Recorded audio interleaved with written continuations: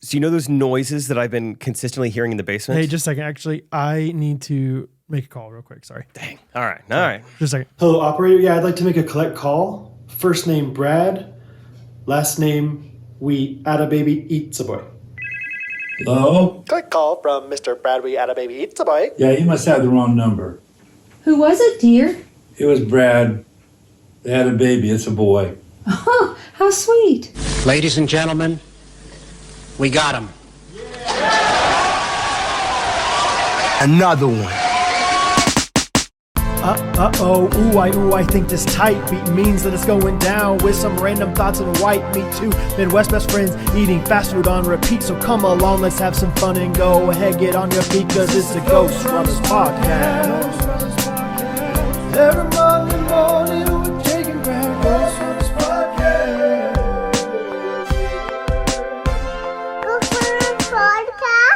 Happy Monday, Ghosties. The quiver's getting full, boys. Oh, what's that? Another arrow in my quiver. Whoa. It's hard to get those arrows out because that quiver's so full. Didn't expect. I had no anticipation of saying that. I wondered. I was like, did he play it on No, I have no idea how we're going to do the sequence of events here, how we're going to talk about it. Yeah, I don't know how many people had a hunch, how many people already knew, but the secret's out. Catherine is not pregnant. Catherine was pregnant. Yes, she was ex-pregnant. Catherine, is formerly pregnant, currently with a newborn child in her arms. She's a recovering pregnancy addict. Yes. And she's doing just fine now. She is, she cannot stop. She's in remission. She is. She's doing all right. We have a fourth child in the Ellis family, and I want to talk about it. I want to tell you guys all about it. Decided to keep it a little secret this time. Yeah, I don't know. I wonder how the ghosties are feeling, because I'll tell you, there's been a few times where I'm like, man, I just want to tell everybody. Because Catherine's not sleeping well. She's just not feeling good. She truly, okay. Yeah, I know. There's so many things that you go back on, and be like, okay, I bet that was because of the pregnancy thing. She was truly sick, but then because she was pregnant, she couldn't sleep well. And so then she couldn't get over her sickness. And it's just been a wild, there's been a few times where I'm just like, guys, if you just knew the week I went through with Catherine's been feeling bad. And so therefore that's why I don't have that much to talk about this week. Okay. Cause I've just been home with my kids anyway.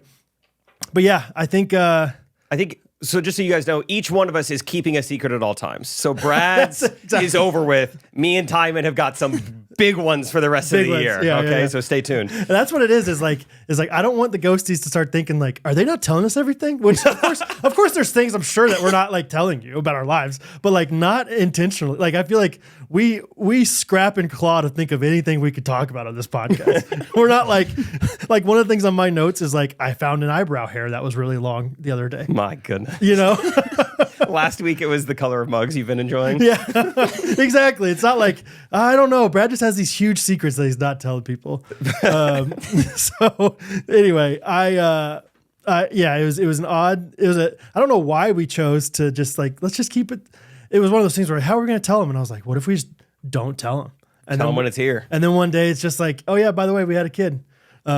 We thought Jake and I were brainstorming about different ways to tell. And one of them was just let's just have the camera on Jake the entire time, and I'll just be holding the baby.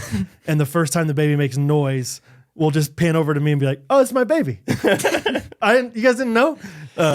Another idea we had was just to maybe do a currently trending or a mediocre life update. And mine is I try to find even a more boring one than usual. Just I've been doing a new chess opening, and Brad and Timon are both dude, that's so interesting. No way. That's really cool. And asking a ton of follow-up questions. Really getting into talking about it for 30 minutes. We spend a ton of time on mine. Brad, what about you? And he's just holding his child. Just this bundle of joy here. Got this. Yeah. Anyway, let's get in reviews of the week. Anyway, put him back in the quiver. I'm gonna go tuck him back in the quiv. So let's get What into is it? Who is it? Who is it? Let's just say it's a boy. Let's just say his name is Henry. Let's just say that's why we titled the episode what we titled it. Yeah. So it was funny. I don't remember the ghostie now, but somebody in the Facebook group was like, I feel like we haven't had a neighbor Henry update in a long time. The odds of this? Yeah. It was crazy. It was like 2 days ago when we were recording this. I just responded. I was like, all-time neighbor Henry story coming up, which is so funny. I mean, we thought about all these different things to name him, and you know, when it's a boy, it's so much harder for me to name him because I'm always like, I know a million. Like Catherine's like, what about Marshall? And I'm like, nope, didn't love Marshall growing up. You know, what about Jordan? That kid was a jerk on Little League, like the team we played. Know Like, a lot of girl Jordans. yeah, sure, yeah. Michael though, pretty cool. Jordan. What about just Michael? You know, all these different things. So, and it's so funny. Like we thought of Henry, and we didn't even until we pretty much had like committed to it. We didn't think about Henry down the street, which is so funny because like I guarantee you that's the first thing these ghosties hear about is like, oh, Henry.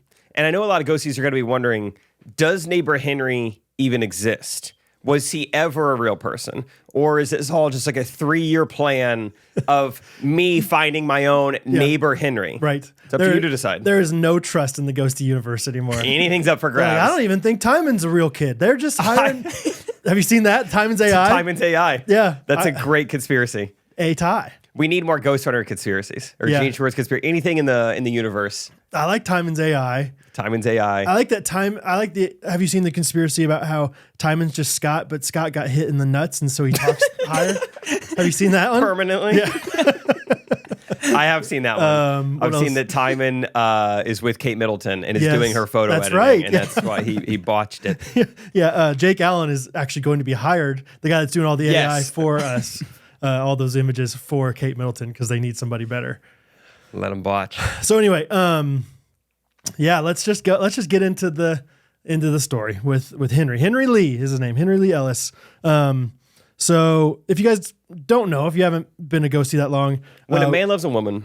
yeah, give me a bagel and a pen. 'Cause I'm hungry and you're going to want to write this down. I love that line. So That's such a funny story. Like, all right, let's get into the story. yeah. So when a man and a Yeah. woman, So the birds and the bees. depending on how long you've been listening, Yeah. me and Catherine do this thing. Yeah, we have this quirky thing we do. Once, maybe twice a week. Okay. Anyway, so this is our fourth child. It's our second boy. So we have 2 and 2. And with our third child, Rosie, we had a home birth and kind of crazy, sequence of events. We ended up delivering her without the midwife getting to the house, and it was wild. It was a magical experience. But at the A same new time, township was named over there, right? What was it called? Rosie. Puddle City. Puddle City. Oh, okay. I was like, township, Rosieville. Rosie O. Yeah. I had a kind of a wild experience with the tub. It was leaking, or maybe it was operator error. Who knows? It's up to interpretation. History books will decide. Anyway, so we decided we're going to do home birth again this time. We really enjoyed the postpartum, I guess, of home birth, post-delivery aspects of it. It was kind of wild in the moment of like, I can't believe that I was here by myself. So I'll have to say, I was on high alert this time. I was like, this is not happening again. We are not delivering this baby by ourselves. And we know that Catherine is more prone, as are most moms. The more babies you have, the quicker they come. I don't know why. Timon's mom probably just blinked and it came out. Yeah, one hard sneeze 8 months into it, and you got to be careful.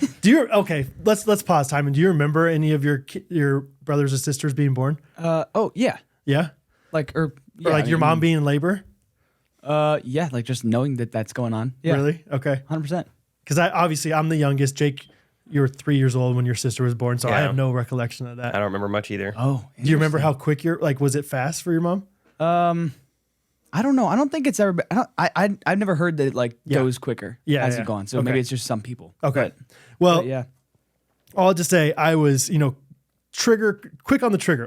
With Rosie, I didn't even have the phone number to the midwife in my phone. I had to get Catherine's phone. Couldn't even find it for a second. And Catherine's in labor struggling. She's like, I don't know where my phone is. You find it. When you caught Rosie, I know we're going back to the old story. Did you have gloves on? No, I should. I mean, you definitely should. The cleaner, the better, obviously. That's what they say. Yeah, I didn't have, I was not prepared at all for this. You had a baseball glove on. Catherine said catcher. Yeah, I had receiver gloves. Is that what you mean? Like the ones with tack on them? Yeah. And I palmed it. You're doing this and it spells something. Rosie. Yeah. Protect his house. Yeah, Puddle City house. It's like when you palm a basketball and you put it in front of the camera. That's what I was doing with the baby, with the umbilical cord still on it. Like boom, like a Dairy Queen Blizzard. Look, I still upside down. grab it. Boom. Yeah, that's how they do it at the Queen. So anyway, all that to say, was very quick to call both the midwife and we have Jackie. Jackie's our doula. You know Jackie. Yep. Juice Man Chad, if you guys remember the story of the chickens back in the day, Juice Man Chad's wife, Jackie. So call Jackie first. She comes over and already it was like, this is so much better than doing it by myself. This is awesome. Not by myself. Catherine did it by herself, but like doing it just the two of us. Jackie used to be a nurse. She knows what she's doing. She's had 3 babies herself. And she brought over this ball, like an exercise ball, kind of like a yoga ball, but it was not aired up. She's like, Brad, I figured you could air this up. I was like, great. I have some, electronic pumps. I got some battery powered things. Okay. Sure. So I'm in the garage. Catherine's struggling a little bit in the kitchen. This is Wednesday afternoon. We'll call it 12:30. Oh, let me back up just real quick. Before that, Rachel Coop came over because Catherine was going through it. Catherine calls me. I'm at Black Dog doing some work. She's like, hey, can you come help out with lunch? I'm really uncomfortable. I was like, sure. So I come home thinking I'll be home for like an hour to help out with lunch. Keep the truck windows down. No problem. And then I'm like, oh no, Catherine's like going through something right now. And so I immediately text or call Rachel and say, hey, can you come over? I think maybe Catherine's in labor. Rachel comes right over, hangs out with the kids outside in the backyard for like an hour. She was a savior. Truly. Like Rachel, thank you, Rachel.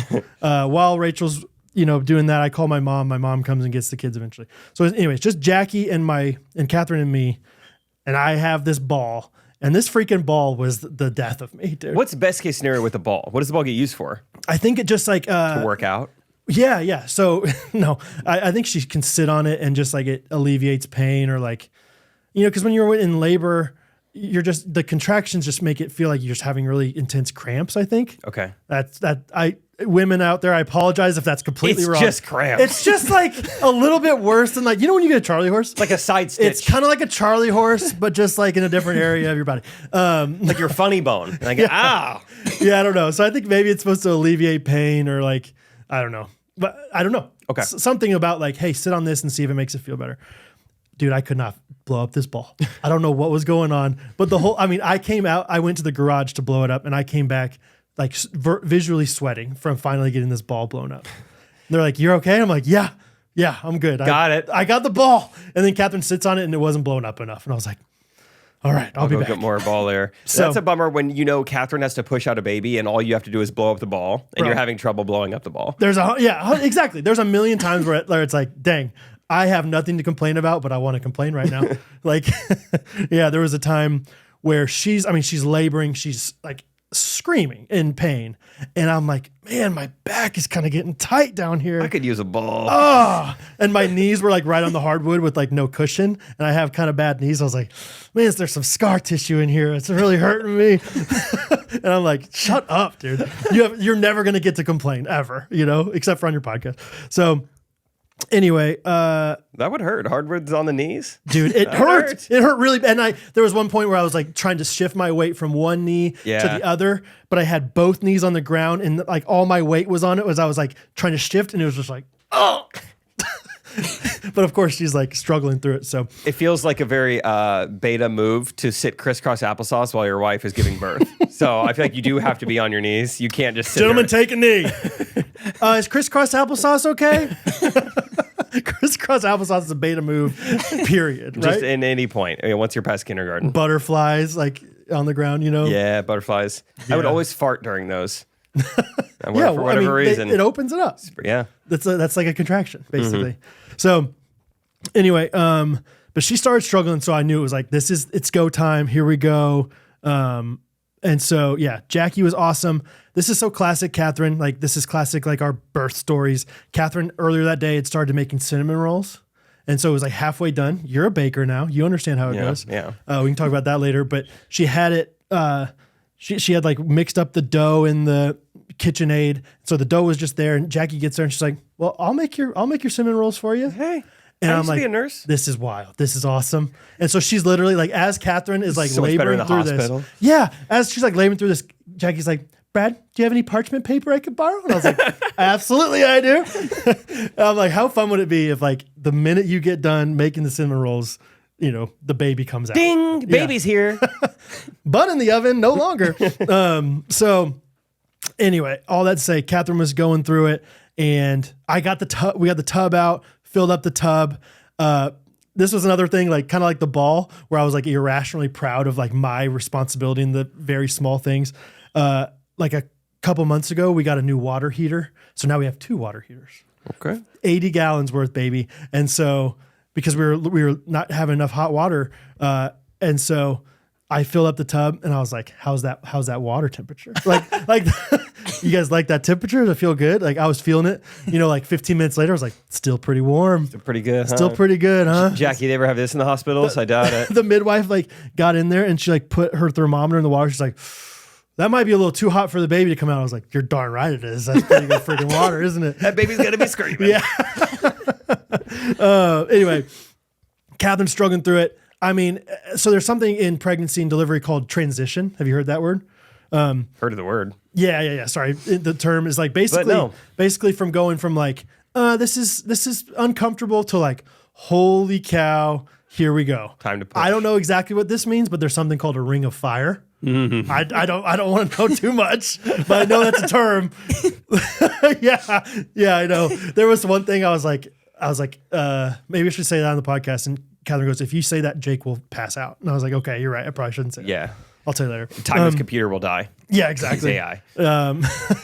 And so transition. So it seems like Catherine's in transition, which means like you're minutes away from pushing the baby out. Here we go. I mean, and that's when it's like freaking, you know, like max weight day at the weight room, like time to yell, time to go. Let's go. Put on 30 Seconds to Mars. We're going to go. We're going to get loud in here. There's nothing like who cares? Yell whatever you want. Like she's saying words I didn't even know she knew. Yeah. You know? Racial slurs. And that's and like the midwife's like, whoa, when somebody like Catherine says that word, you know it's time. And she like starts putting on the gloves, receiver gloves. And I'm like, here we go. I start like crying, like, oh my gosh, we're going to see our baby. Oh my gosh, Catherine, you're doing so great. Like, I'm so proud of her already. Like, she's battling through it. And then all of a sudden, dude, like her symptoms they just subside. Like, they just go away. Like, wow. Her contractions go way down. All of a sudden, she just feels way different. And long story short, yeah, it was not a ring of fire. No, it was a ring of. It was something. Who knows, dude? And she's been having all these contractions like for weeks in advance. Braxton Hicks, I know you learned about that on Correct Opinions. Yes, it's the name. Yeah, just like contractions that aren't labor contractions. So like she'd been having all this discomfort. So she's like, maybe that was just a really crazy Braxton Hicks. But it's like, man, I felt it. I know what it's supposed to feel like. So I'll just say like that Catherine, day. you said the N-word. I mean, that's pretty serious. He did not say the N-word. I'm just kidding. The word that she said was the S word, okay? It wasn't even shut up. Yeah. Like, shucks! Shucks! So, anyway. I wonder what Rachel will say. It's, dude. Jeepers! Jeepers! Rachel's a big rats girl. Rats! Yeah. Rats! Oh, rats! Rats! Or, you know, Rachel loves saying no over again. No. Can you imagine? Yeah, it'll be something weird. No. It's gonna be like when she wakes up in the middle of the night. She did it last night too. And what'd she say last night? I don't think we need to order that. Sits up in bed. Okay. You sure? She says, so yeah, we'll probably be fine. And goes back to bed. That was last night. So we're good. Yeah. But we're fine. Night, Bubs. Night. See you, bud. I love the idea of her delivering a baby and being like, hey, bud. Hey, bud. First thing. Hey, Bubs. Hey, Bubsy. You should call your baby Bubs. Bubs. Anyway, so all I'd say, her symptoms go down. She still is kind of going through some pain and stuff. But all I'd to say, like, hours go by. And also, dude, while it seemed like she was about to deliver, we had this worship playlist on the TV, which is awesome because usually we haven't had that going. And a Phil Wickham song came on. It wasn't even on the playlist, dude. It was like Kismet because she doesn't love Phil Wickham. I love Phil Wickham. So I was like, if this baby is born with a Phil Wickham song on, I'm gonna go nuts. And what was the song? Was it about pushing? I think it was "Battle Belongs to You." Hey, that works. Yeah, battle. Yeah, belongs. I was hoping it was going to be Johnny Cash Ring of Fire. What if? Well, now you have to. You know, she's got like Ellie Holcomb and like Christy Knuckles, and then bum ba dum ba dum ba dum bum ba dum ba dum. Gosh, I put this on. How'd you do this, Brad? Yeah. It was one of those classic, like she had like 12 songs on there, and then after that it played the radio of Spotify or whatever. So anyway, I'll just say that night she does not give birth. The midwife lives 7 minutes away. She's like, I'm going to go home for dinner, but you call me and I'll come right back. Jackie stays until like 9:30. So Jackie was there for like 9 hours. Leaves. Catherine gets some rest. Like she falls asleep, sleeps pretty well throughout the day. Or throughout the night. This was Wednesday night. Wakes up Thursday and is like kind of somewhat annoyingly normal. Like she's like, I feel good. I feel normal. Like this is, and in her head, she's like, I feel like I already kind of went through labor once, so I don't want to do it again. But at the same time, I'm ready for this to be over. Especially because we're so used to, or at least with all our other kids, like the labor has been relatively quick, or at least straightforward, not back and forth. And so we go on a walk that morning. It's a good thing that women have visual proof that they're pregnant, because it would be tough for a woman to be like, I swear I was in labor. And it's like, and now you're fine? Prove it. Yeah. Prove that you're pregnant and having contractions. Yeah. Likely story. Just trying to get a few days away from the kids. Mm-hmm. You know? Yeah, workers comp. That's not, that's what I was going to say and realize that's not right. Maternity leave. PDO, or PTO, paid time off. Mm-hmm. POD, payable on death. I feel so alive. Yeah, right. Here There's comes nothing the in boom. there. Yeah, here comes the boom. Anyway, so the next day we take a walk in the morning. She's like voicing like, I feel almost embarrassed that I like, or like maybe people think I was just like overreacting to this pain, but she's like, I know it was real. And then she's like, I feel bad for your parents watching our kids, even though we didn't have a baby last. Yeah. And I was like, Catherine, I think this is still the best case scenario. You wouldn't have wanted the kids at the house when you're, teaching them new words, no, just kidding. But yeah, that still would have been a really terrible situation to have the kids in. And so that whole day, she's feeling normal. I'm feeling normal. I go get groceries at Aldi. I meet my dad to drop off some more clothes for the kids. And it seemed like everything was normal. So she goes on another walk that afternoon. Everything's fine. She's like, maybe I'm having contractions, but they're so mild. They're kind of like the contractions from last month or whatever. And then we go on another walk. We'll call it twilight, sunset, 7 o'clock, 7:30. Dusk. Yeah. And we culminate the walk. We end the walk by walking past our good friend Jake and Rachel's house. Jake's not home. Rachel is. So we walk in and we hang out with Rachel for like an hour, probably. We just talk to her. It's a grand time. It's good to get this distraction away. Catherine's kind of feeling little contractions going, but not really. We're just having a fun time talking. Can't remember exactly what we talked about, but it was fun. And then Catherine's like, okay, I think it's time we should probably let Rachel go. Classic, like Texas girl. Like, we got to let you go. I don't want to bother you. So go home. We still haven't eaten dinner. It's like 9 o'clock. And I'm like, I'm going to make some Good Ranchers chicken. We'll get there in a little bit. And I decide to like, whatever, I guess just like saute it. That's not probably the right word, but just cook the chicken on the stove. And I put some olive oil in there, put a little butter in there, and all of a sudden it's like a smoke show. Like it's so smoky in our house. And I'm like, this is probably not a good thing. I mean, it's like thick and heavy. And so I'm opening windows and whatever. I'm like, I don't know what I did wrong. Catherine's like, I think you had it too hot. Whatever. Doesn't matter. So all of it, like, she's still feeling good. She heard this thing from Jackie about like, there's something called the Miles Circuit where you do a certain like exercise, like 3 different stretches, basically. Like, is this the Mile High Club? Is this what they're talking about when they say that? It is. Well, if you do it in an airplane, yes. Mile High Circuit. Mile High Circuit. Okay, go on. It's if you do it at the Denver Broncos Stadium. Got it. Yes. With Russell Wilson there saying, let's ride. So anyway, but she's like, hey, I'm kind of into, I kind of, you want some Andes? And I was like, sure, I want some Andes, always. Yeah. So I go grab Andes. Like, seriously, there's no inclination that we're going to have this baby anytime soon. Go grab Andes. I get back and she's doing these like stretches on the ground, watching Amazing Race, because that's what she's been into lately. So she's watching, she's watching reruns of a season that she's already watched of The Amazing Race. This is something my dad would do. Yeah. Like, it was like, she's like, well, I don't remember. And then I started watching, I was like, I kind of remember these people too, but I don't remember what's going to happen. It's kind of fun. So she's watching like, 2012 seasons of The Amazing Race and doing these things. I give her some ice cream. If you don't have a good memory, television's amazing. Reality TV, it never ends because you just forget it. It's true. You get to watch it year after year. Also, sidebar, have you ever watched Survivor? Yeah. Okay. You like it? Mm-hmm. Okay. We watched some Amazing Race and we're like, should we give Survivor a try? Because there was one season where they had Survivor people on The Amazing Race.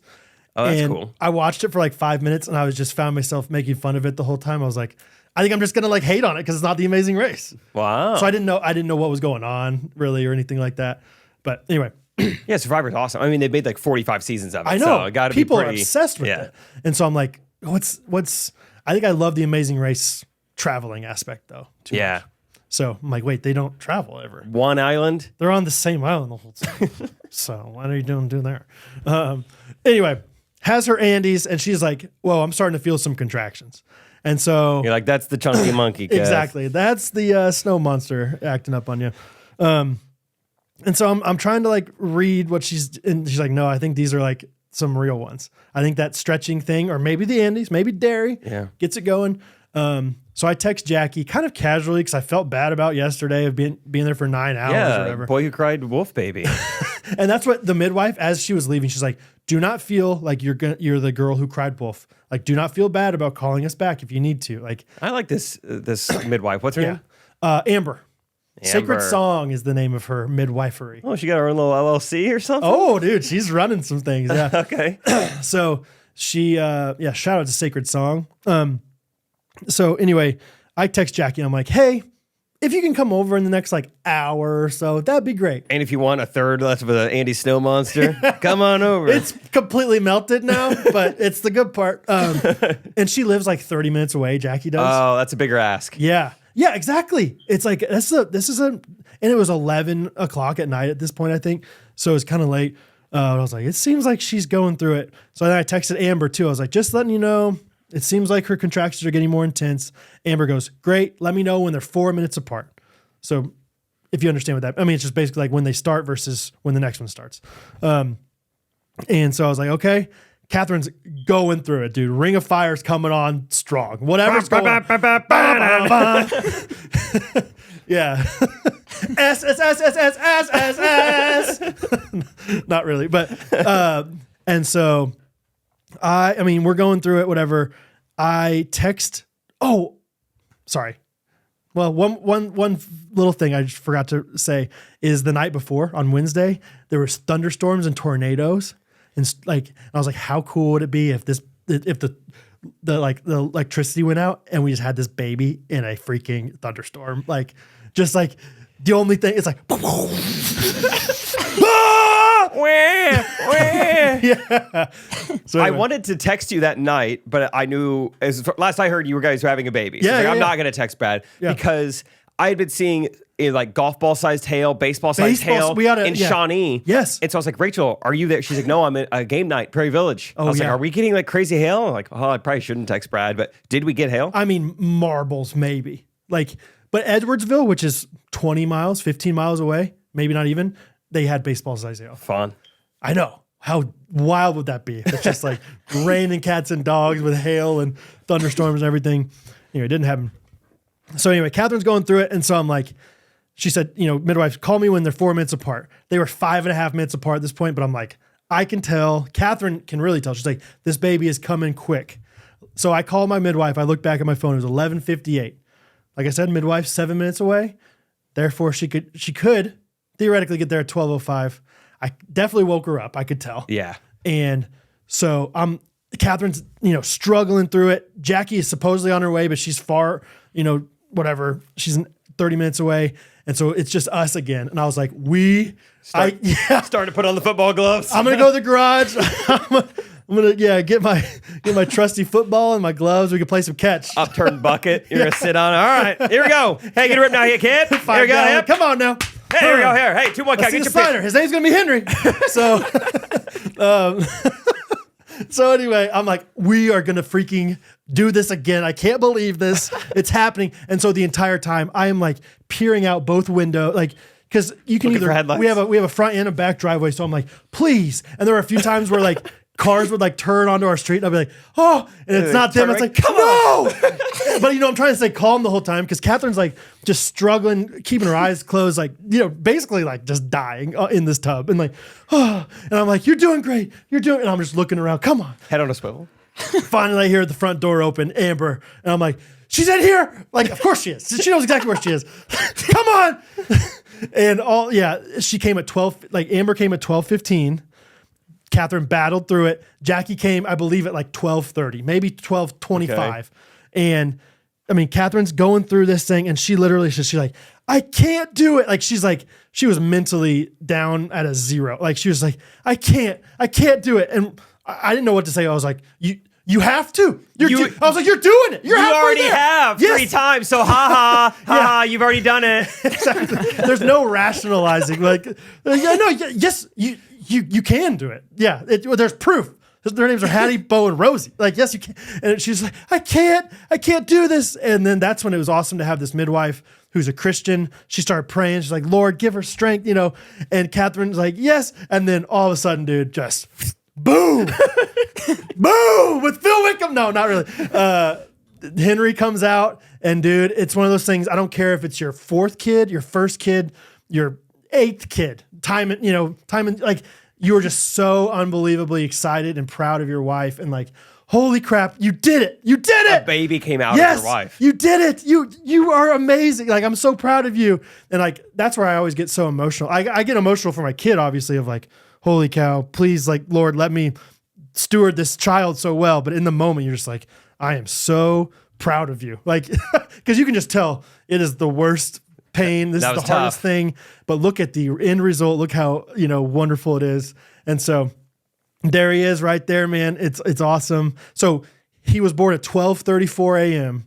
Wow. So I think Jackie got there. I thought bottom of the night. Initially, I was like, Jackie's coming as the baby's going to get like coming out. But you say welcome to both. Yeah. Hey, we're come here. on in. Come on out. Yeah. Okay. So, I mean, 11:58 was my call to the midwife. 12:34 was when he was born. So all that to say, I think if we average out the 2 days, 4.5 hours per day or so, not too bad for the midwife. So anyway, it was just a wild time. So he was born on technically what day? Friday. So technically started on Wednesday, was born on Friday. 2-day labor. Yeah. So Catherine labored 48 hours, give or take. Right? Mainly take. Yeah. So anyway, it was a wild time. It was so different than any other, labor that we've had. But then again, once it came, it was really quick, like Rosie's, I guess. So, so then Friday, the kids came and met him with my parents, and that was so fun, dude. Like my background on my phone is just my 4 kids, and it's like 4 kids. This is wild. But it's just the 3 kids looking at Henry and Bo. Did I tell you Bo? He's dead set on naming Henry's middle name? No. For the longest time, we weren't sure. So it's Henry Lee is his name, which is what Hattie and Catherine wanted to name him originally. Bo was dead set, like seriously dead set on his middle name being Elephant. like Hattie's like, I think Henry Lee Ellis sounds nice. No, Hattie, Henry Elephant Ellis. Yep, that's what it's gonna be, Hattie. and like, I don't know. I'm compromising. I'm not saying cowboy. Yeah, I'm not saying it could be his middle name, Hattie. It doesn't have to be his first name, Hattie, but Henry Elephant. And so I was like, this is Henry. We're calling him Henry Lee Ellis. And Bo goes, Henry Lee Elephant Ellis. I was like, great, call him Elephant. That's fun. Elephant. Elephant. Yeah. So anyway, they were fun with them. Bo, there's like a video of them, and Bo's like, he's gonna, like, talking to Hattie, kind of whispering, he's gonna sleep with mom and dad for a few days, and then he's gonna be in my room. And Hattie just goes, this is classic, like, oldest daughter, like, whatever. Hattie's like, good, because that would be way too many kids in my room. I'm like, oh my gosh. So anyway, Bo's pumped about it. Rosie was like mesmerized by the fact that it was a baby, but she didn't like want to touch it. Hattie, of course, was so sweet and gentle with them. So all I'd say, it's awesome. It's been fun. That is awesome. Yeah. Can I ask you a lot of questions about the specifics of having a baby in your home? Yes. After we talk about Dwell. Yes. you just talked about having a Christian doula, Christian midwife. You think they listen to the Bible? You think they read the Bible? I think yeah, absolutely. You think they can? You think they have ears? Yes. Four total. Great. Between them. Yeah. That's plenty for you guys out there to enjoy Dwell, the Bible app. Yes. You only need only one ear to listen. And barely even that. There's a lot of medical advancements these days. Yes. This is it's an audio-based platform. It's an app that reads the Bible to you. How nice is that? That is nice. Having a little trouble carving out time, having a little trouble, dedicating, whatever it is, a routine or a rhythm for yourself. Dwell can do that for you. In the car, working out, bench pressing, in a blue state, on horseback, wherever you want to listen to Dwell. We should do Dwell bingo now. Yeah. Dwell is there for you, and it will read you the Bible. And so I know it's great for a lot of people to take it in passively, or at least like while you're doing something else. Is really nice. The word is with you wherever you are, filling your everyday moments. So give Dwell a shot if you haven't yet. That's right. What's the website for that, Jake? That is dwellbible.com/GRKC. So dwellbible.com/GRKC. We'll put the link in the description, of course. And you get 25% off on a yearly subscription if you use GRKC. Put in the URL there and have at it. Have at it. You can also do a free trial if you're not quite sure yet, but 25% discount makes it basically free. Yeah. So definitely feel free to test it out. Nothing costs any money at the beginning. See if you like it. See if you like their voices. I think you will. 25% sounds nice. What else sounds nice? 3 months for free. That sounds real nice. Hey, 100% off for 3 months. Timon, what are your favorite 3 months? The summer ones. Give me them. June, July, August. Free Dwell. Free. You can listen to the Bible for free on your favorite months if you want. Oh, you're an Australian, mate. All right. Your favorite summer months are December, January, and February. Bonza! Free. That's right. Still free. Yeah, Dwell is it's available all over the globe. It's on the internet, so it's available everywhere the internet is sold. Global. Yes. It's global. All right, question All right, what do you want to know, Jake? Does it make a noise when it comes out? And I'm not saying the baby, question. but I'm saying like just the goop. Probably. Well, surely. I mean, everything makes noise. Yeah. Not everything makes noise. Funny phrase. It's not like let me give you some parameters. Yeah. On the far left, we have like the sound of like a dog toy squeaking. Right. On the far right, we have like a water slide. Here's what I'll compare it to, Jake. Let's say you're cutting down a redwood in the forest. Oh yeah, if no one's around, does it make a noise? No. Oh, okay. No, you're there. You see this redwood coming, you're like, I know it's gonna go the other way, but I'm gonna rustle on over. I'm gonna shuffle on over just in case. Do your feet make noise? Of course they do. But that redwood is making a whole lot more noise. Therefore, that mother of this baby is plenty loud enough for everybody. Okay. And then you got a father who's also rooting her on. Go! You got it! Yes! To the 10, the 5, touchdown! And then you got some leaves rustling over there in the corner. Okay. Probably makes some noise. I will say, I don't know, Catherine, I didn't approve exactly how I was going to talk about everything. So maybe this is too much information, but I don't think so. We had the baby in the tub this time. And so the baby was born underwater, AKA it did not truly make noise this time. It was submerged. This is not how I was imagining it. I know. This is the first time we'd experienced it that way. It was weird for me too. This is the first time like I was face to face with Catherine. Like she was staring at me, her eyes were closed, but we were like right here. And so I didn't even know the baby was out yet, which was kind of a wild experience too. Because the other ones, I was seeing it happen. Catching it. So, and that's fine because the baby's still breathing via umbilical. Dude, yeah. Also, yes, this is wild. People that are into birth, if you're not into birth, you might be like, this is too much. If you're into birth, you're like, that's crazy. So do you know that like a baby is in a sack in the mom? Yes, I have heard that. Okay. So I think all mammals are that way. Maybe so. So Henry, like when he started coming out, his head was still like the sack was still intact. Yeah. Which is wild. I don't think that's like a normal thing. I think it broke and maybe that's what the water breaking is. I'm not really sure. Oh, I'm not sure. Don't quote me on that. That's a good guess. That's a good guess. That sounds right though. That right? sounds right. So it's the water sack. Yeah. I believe Kirsty Swick's baby was like completely born with the sack intact. Sack and tack. It's like a horse store. Come on over to Sack and Tack. Sack and tack. No, That's fun. Yeah, I mean, women, let us know, but permission to start saying, "Oh, my sack just broke," rather than "My water just broke." yeah. Let's start using that. Yeah, you tore your sack. My sack burst. Yeah, He's coming soon. you got a torn sack. So I bet that's it. I'm not even trying to be funny. That's got to be it. What else is? There's nothing else down there. It's not that complicated of a system. Okay, so he comes in underwater. It probably makes a noise. We don't know how quickly. It sounds like you didn't see it, but how quickly does he like splooge out of there? Good word. Pretty quick. Splooge. Quicker than you think. I remember with Hattie, it was like, oh my gosh, there's the head, baby's head. there's the shoulders. And I thought that Hattie's head, I mean, just in hindsight, ignorant hindsight, I thought her head like was this, like I thought something this big was her entire head. And then all of a sudden it's like, whoa, no, there's the baby. Like it was something like I thought something like the size of a squash ball. I know that's so random. A ping pong ball is like her head. And then all of a sudden it's like, nope, that's the head. So I feel like once the head comes out, then the rest of the body's pretty much ready to come. So The head is the bottleneck. The bottlehead. maybe the shoulders too, because that's the widest part. I'm probably. worried about the shoulders. Dude, it's wild. It's wild to look at like that used to be in there like seconds ago. Like holy cow, just wild. I'm guessing I probably asked this question last pregnancy, but I don't remember it. How quickly does a like stomach deflate? Oh yeah, that's a good question.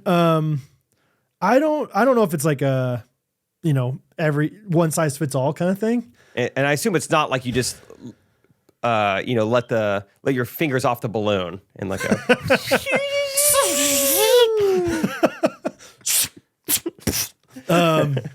I don't know. I mean, that's a good question. I think, well, I don't know. Yeah, it's definitely noticeable, like almost immediately. That's cool. Yeah. I want some immediate, that's Yeah. fun. But I mean, there's things that, still I feel like have to like happen biologically before it's like out of there. Or whatever. Sure. I mean, her body just grew an entire like ecosystem in there to provide life. So it's probably not instant. That's sweet though. It is like, well, Catherine talks about like how excited, like when she's like 9 months pregnant, she's always like, I can't wait to sleep on my stomach again. Oh, yeah. Because she's not allowed to do that really when she's pregnant. So anyway. Maybe last question. Let's talk cords. Who's cutting? How early are we cutting? Daddy cut that cord. Both the last two? All four? Yeah. No, not all four. The first two, I was like terrified. I was like, no way. You do it. You have a degree. With Rosie, I gained a new confidence, obviously. I was like, yeah, I can run for president. None of this is that hard. Yeah, come on. I'm not scared of anything. Do you have special scissors for this? Correct. Yep. And do you just buy, like, do you own these? Do you rent them? The midwife had them. Okay. The Makes more midwife- sense to rent. The midwife basically like got it all set up and then was like, this is where you cut the cord. I was like, okay, cool. Nailed it. First try. They're pretty sharp, huh? Or maybe these Pretty good biceps forearm are just strength. that good. So I would say, I think maybe there's something called, this is like a pregnancy thing, delayed cord clamping or something like that. I think there's like maybe some, not controversy, but It sounds like a bouldering move. yeah. You want to delay cord clamp here? Belay on, yes. Belay on. So I don't know. I feel like we waited like 30 minutes or something like that. That's I don't fun. know. Hey. Maybe some people do it right away. I'm not sure. This is the last he's going to get to eat and breathe this way. It's wild. Let him have his last 30 minutes. Let Yeah. him soak it in. There's something called skin to skin. You heard of that? I know about skin to skin. Okay. What are the buzzwords? Because you throw out to your, Are there any other Johnny Cash songs? Is there Folsom Prison? Is that anything? There's not Folsom Prison. There's Hurt, where he the cover of 9 Inch Nails that he does. What else? I can't think of other. Well, Walk the Line is a thing. Like if you're having a hard time, that actually is like a way to like induce pregnancy. Curb like, stomping? Or Yeah. not curb stomping. Curb stomping. Yeah. Curb walking. Curb stomping. No, you got to stop. Call it Jabba walking. Yeah, you like walk on a curb. I don't know why that induces labor, but It's never worked for me. never has. But what'd you ask? Just Oh, I was just wondering about the cord. When you Yeah. cut it, how you cut it. yeah. You did it yourself. So anyway, crazy time all together. Everyone's doing well. Henry's he's a champ. Our kids are down in Texas right now. And so part of me, this, like I've talked about on the podcast, like since Catherine's been so sick and feeling bad, I feel like I've been doing so much around the house, which whatever, she does that every single day. So I don't really have that much to like hang my hat on. But I kept thinking like once the baby's born, like I'll have a little bit of a break, which is the stupidest thing. I mean, in some ways it's not stupid because your life definitely slows down compared to when you have 3 kids versus this one. But it's also like he sleeps for 2 hours at a time. He wakes up in the middle of the night.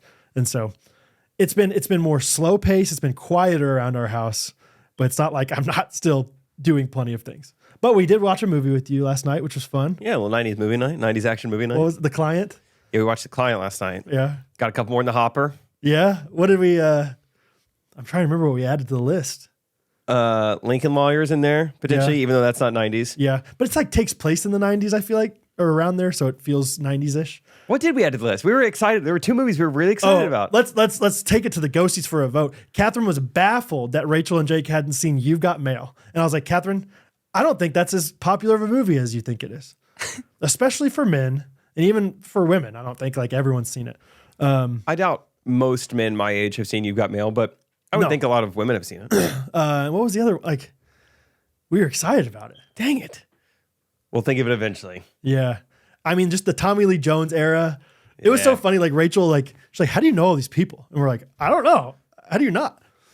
But it's just a little bit before her time because it was early on in our lives even. Yeah, I guess so. Yeah, she just didn't watch any of those movies. She didn't know The Fugitive or... We just saw all the reruns on TV, basically. Like they were new enough, but old enough to be on TV when we were growing up.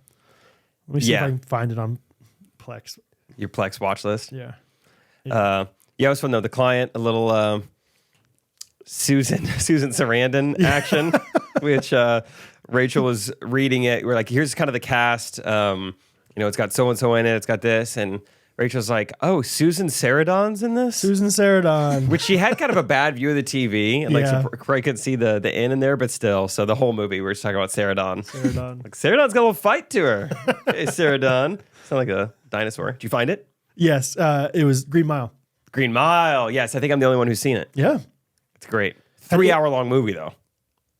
We got time. Yeah, that's a long time. Let them watch. Let them watch. So, anyway, that's my life these days. Don't have much else to say. I had a weird eyebrow hair. That was crazy. Besides that, all you, Jake. Also, I mean, just with the eyebrow thing, let's talk. Like, what in the world? Like, I kept it on here. Can you see it at all? No. It's like, do you ever get like a random, like super long hair that's just like, where did that grow overnight? Yeah. Yeah. I always wonder. So odd. Like, or like, like sometimes on my neck, I'm like, that thing looks like it was connected to Catherine's head and then like, just like attached to mine overnight. Like, it's just like weird. Like, I do wonder where they come from. Yeah. I was looking in the mirror the other day and I was like, this thing. So anyway, I need to You ever find just like a pure white strand of hair on like your arm or something? Yeah. It's like a defect, like a mutated hair follicle or something. Like, where'd you come from? Like, it's not like my hair is graying on my head. It's just like, oh, my wrist, it's like bright white. How about that? I think I'm about gonna pluck it for fun. The human body is wild because every once in a while, a lot of stuff going on. Maybe this is just me because I'm not as healthy as you guys, but every once in a while, do you just have like a random pain? I'm serious. Like we're at. It doesn't matter. I don't know.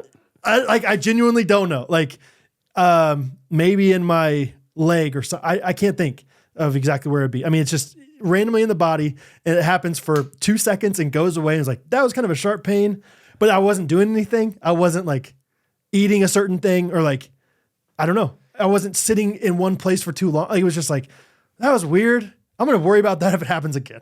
I've had something like that happen before where it's like a week of my life, every time I would kind of bend over, something on like my hip flexor would be really sharp.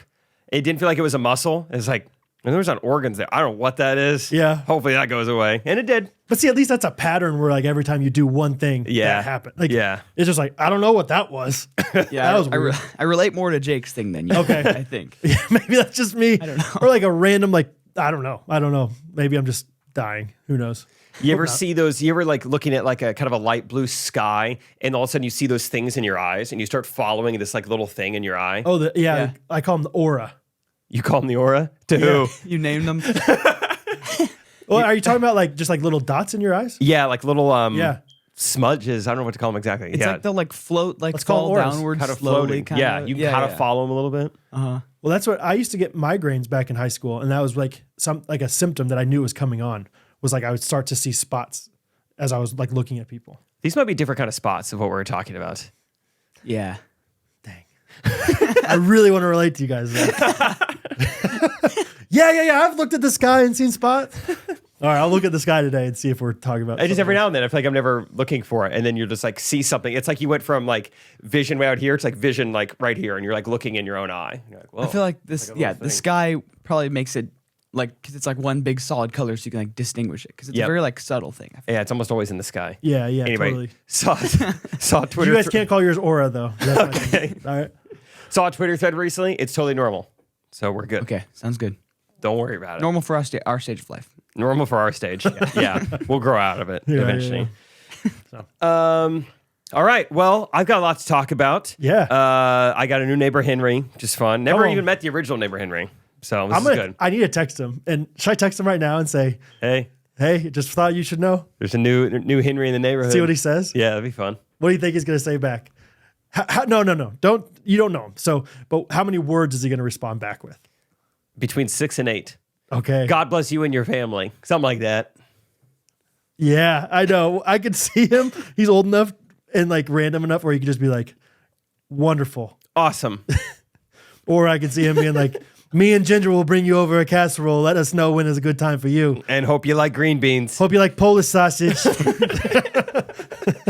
I hope that's the response we get. I hope Ginger's involved. All right. So I'm going to go chronologically through my week until this Monday episode's over, and then we'll start over on Wednesday. Wonderful. So we recorded last Tuesday, so it feels like it's been forever since we recorded. I got so many things that have happened. Tuesday night was the volleyball championships, and That's right. Wow, it has been a long time. Kaylin Brandt was not able to make it, one of the females on our team, so we're scrambling to find people. And I'm starting off texting, the studs, and... Thanks, man. That's nice. I was like, I have weird pains every once in a while. I don't want to play. I might get spots and migraines, so I don't know. And nobody's free. And so eventually I text Garrett Gibson. He grew up with a sister who played some high-level volleyball. I played with him before. He's pretty solid. And Garrett is very self-aware. And he would text me. He's like, dude, happy to play. I'll be there. But if you find anybody like taller or better than me, I get it. Yeah. I'm like, no, dude. Like, well, first of all, yes, we have tried those people, and we're down to you. So you're in. You're our guy. He's like, okay, seriously, you just let me know. So about an hour before our first game, I check my, not even I check, I get a DM an hour before the game, and it's from Ghosty Joan. She was at Grande Boo. Yep. Joan just messaged me out of the blue. She doesn't know the situation I'm in, anything. She just goes, hey, if you ever need a volleyball sub, I've got a ringer for you. I was like, what are the odds of this? And so I go, kind of joking, but I was like, is he free in an hour? Haha. And she's like, I'll check. And she gets back with me and is like, yeah, he's free, wins the game. So I was like, 6:30. See you then. Hy-Vee Arena, upper level.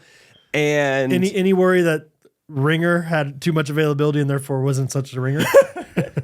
I don't know. I trusted Joan. Yeah. Joan is the one that brought me a raccoon trap. Oh. Still haven't used it, Joan, but thank you for that. She's great. So I text Garrett like, hey, sorry. I feel like you'd understand. We found a guy. And he did. So I meet, Joan shows up, and Derek with an A shows up. Derek. Oh. He said just pronounce it Derek, but Derek with an A. Derek. And Derek is 6'5". Derek looks athletic. Mm-hmm. We're starting to get to know him. I go over to figure out what court we're on. I come back, and Derek has put on knee pads. I'm like, oh, brother, we're in good shape. He didn't acquire those in an hour. He had those already. Yeah. Yeah, exactly. So I was like, Joan was right. This is a ringer. I am so excited to play. We're going to be awesome. And we're kind of just getting to know each other. We're about ready to play. And then one woman from KC Crew comes over. And, at this point, Brad and Hattie have showed up. Yep. They're there sitting on the team bench. They're ready to cheer us on.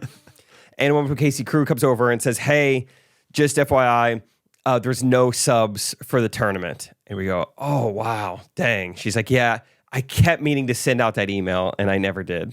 So I was like, well, it sounds like either way, there's nothing we could have done, though, right? Like if we only have 6 people on the team, one of them can't make it. Yeah.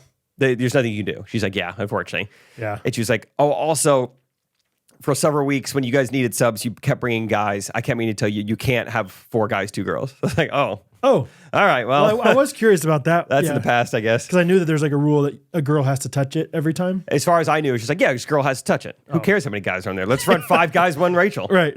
Anyway, so apparently we'd break some rules, but they never told us. So we're like, shoot, the night of the tournament, and we're down a person. We're down a Division I setter. This stinks. And then, Brad and Hattie are there. Celia shows up. The Mings and their whole crew are there. Not the whole crew, but Sarah Ming, Josh and Rachel, some other girl. It was good to see them all. Her little sister. Yeah. Hannah. And anyway, it was real fun. I thought I had seen Rachel try before. And after Tuesday night, I was like, you know what? I don't think I'd ever seen her try. Really? Because I thought she was trying when we were playing. And now I know confidently she was not. And it was so fun. So we lose that first game when you were there. And we figure out how to play with 5. Yeah. And then the next game, we beat them 21-9. Yeah. They only get double digits, not even close. And we win the third game. So it's like, all right, the third set or whatever. So we've made it to the semifinals. Brad and Hattie are like, we might take off. I'm like, this is probably a good decision. This is by far the best team in the league. It's the only team we lost to. All their guys are so good. They have 6. Yep. We have 5. The first team that you played and you lost that first game, I was like, really?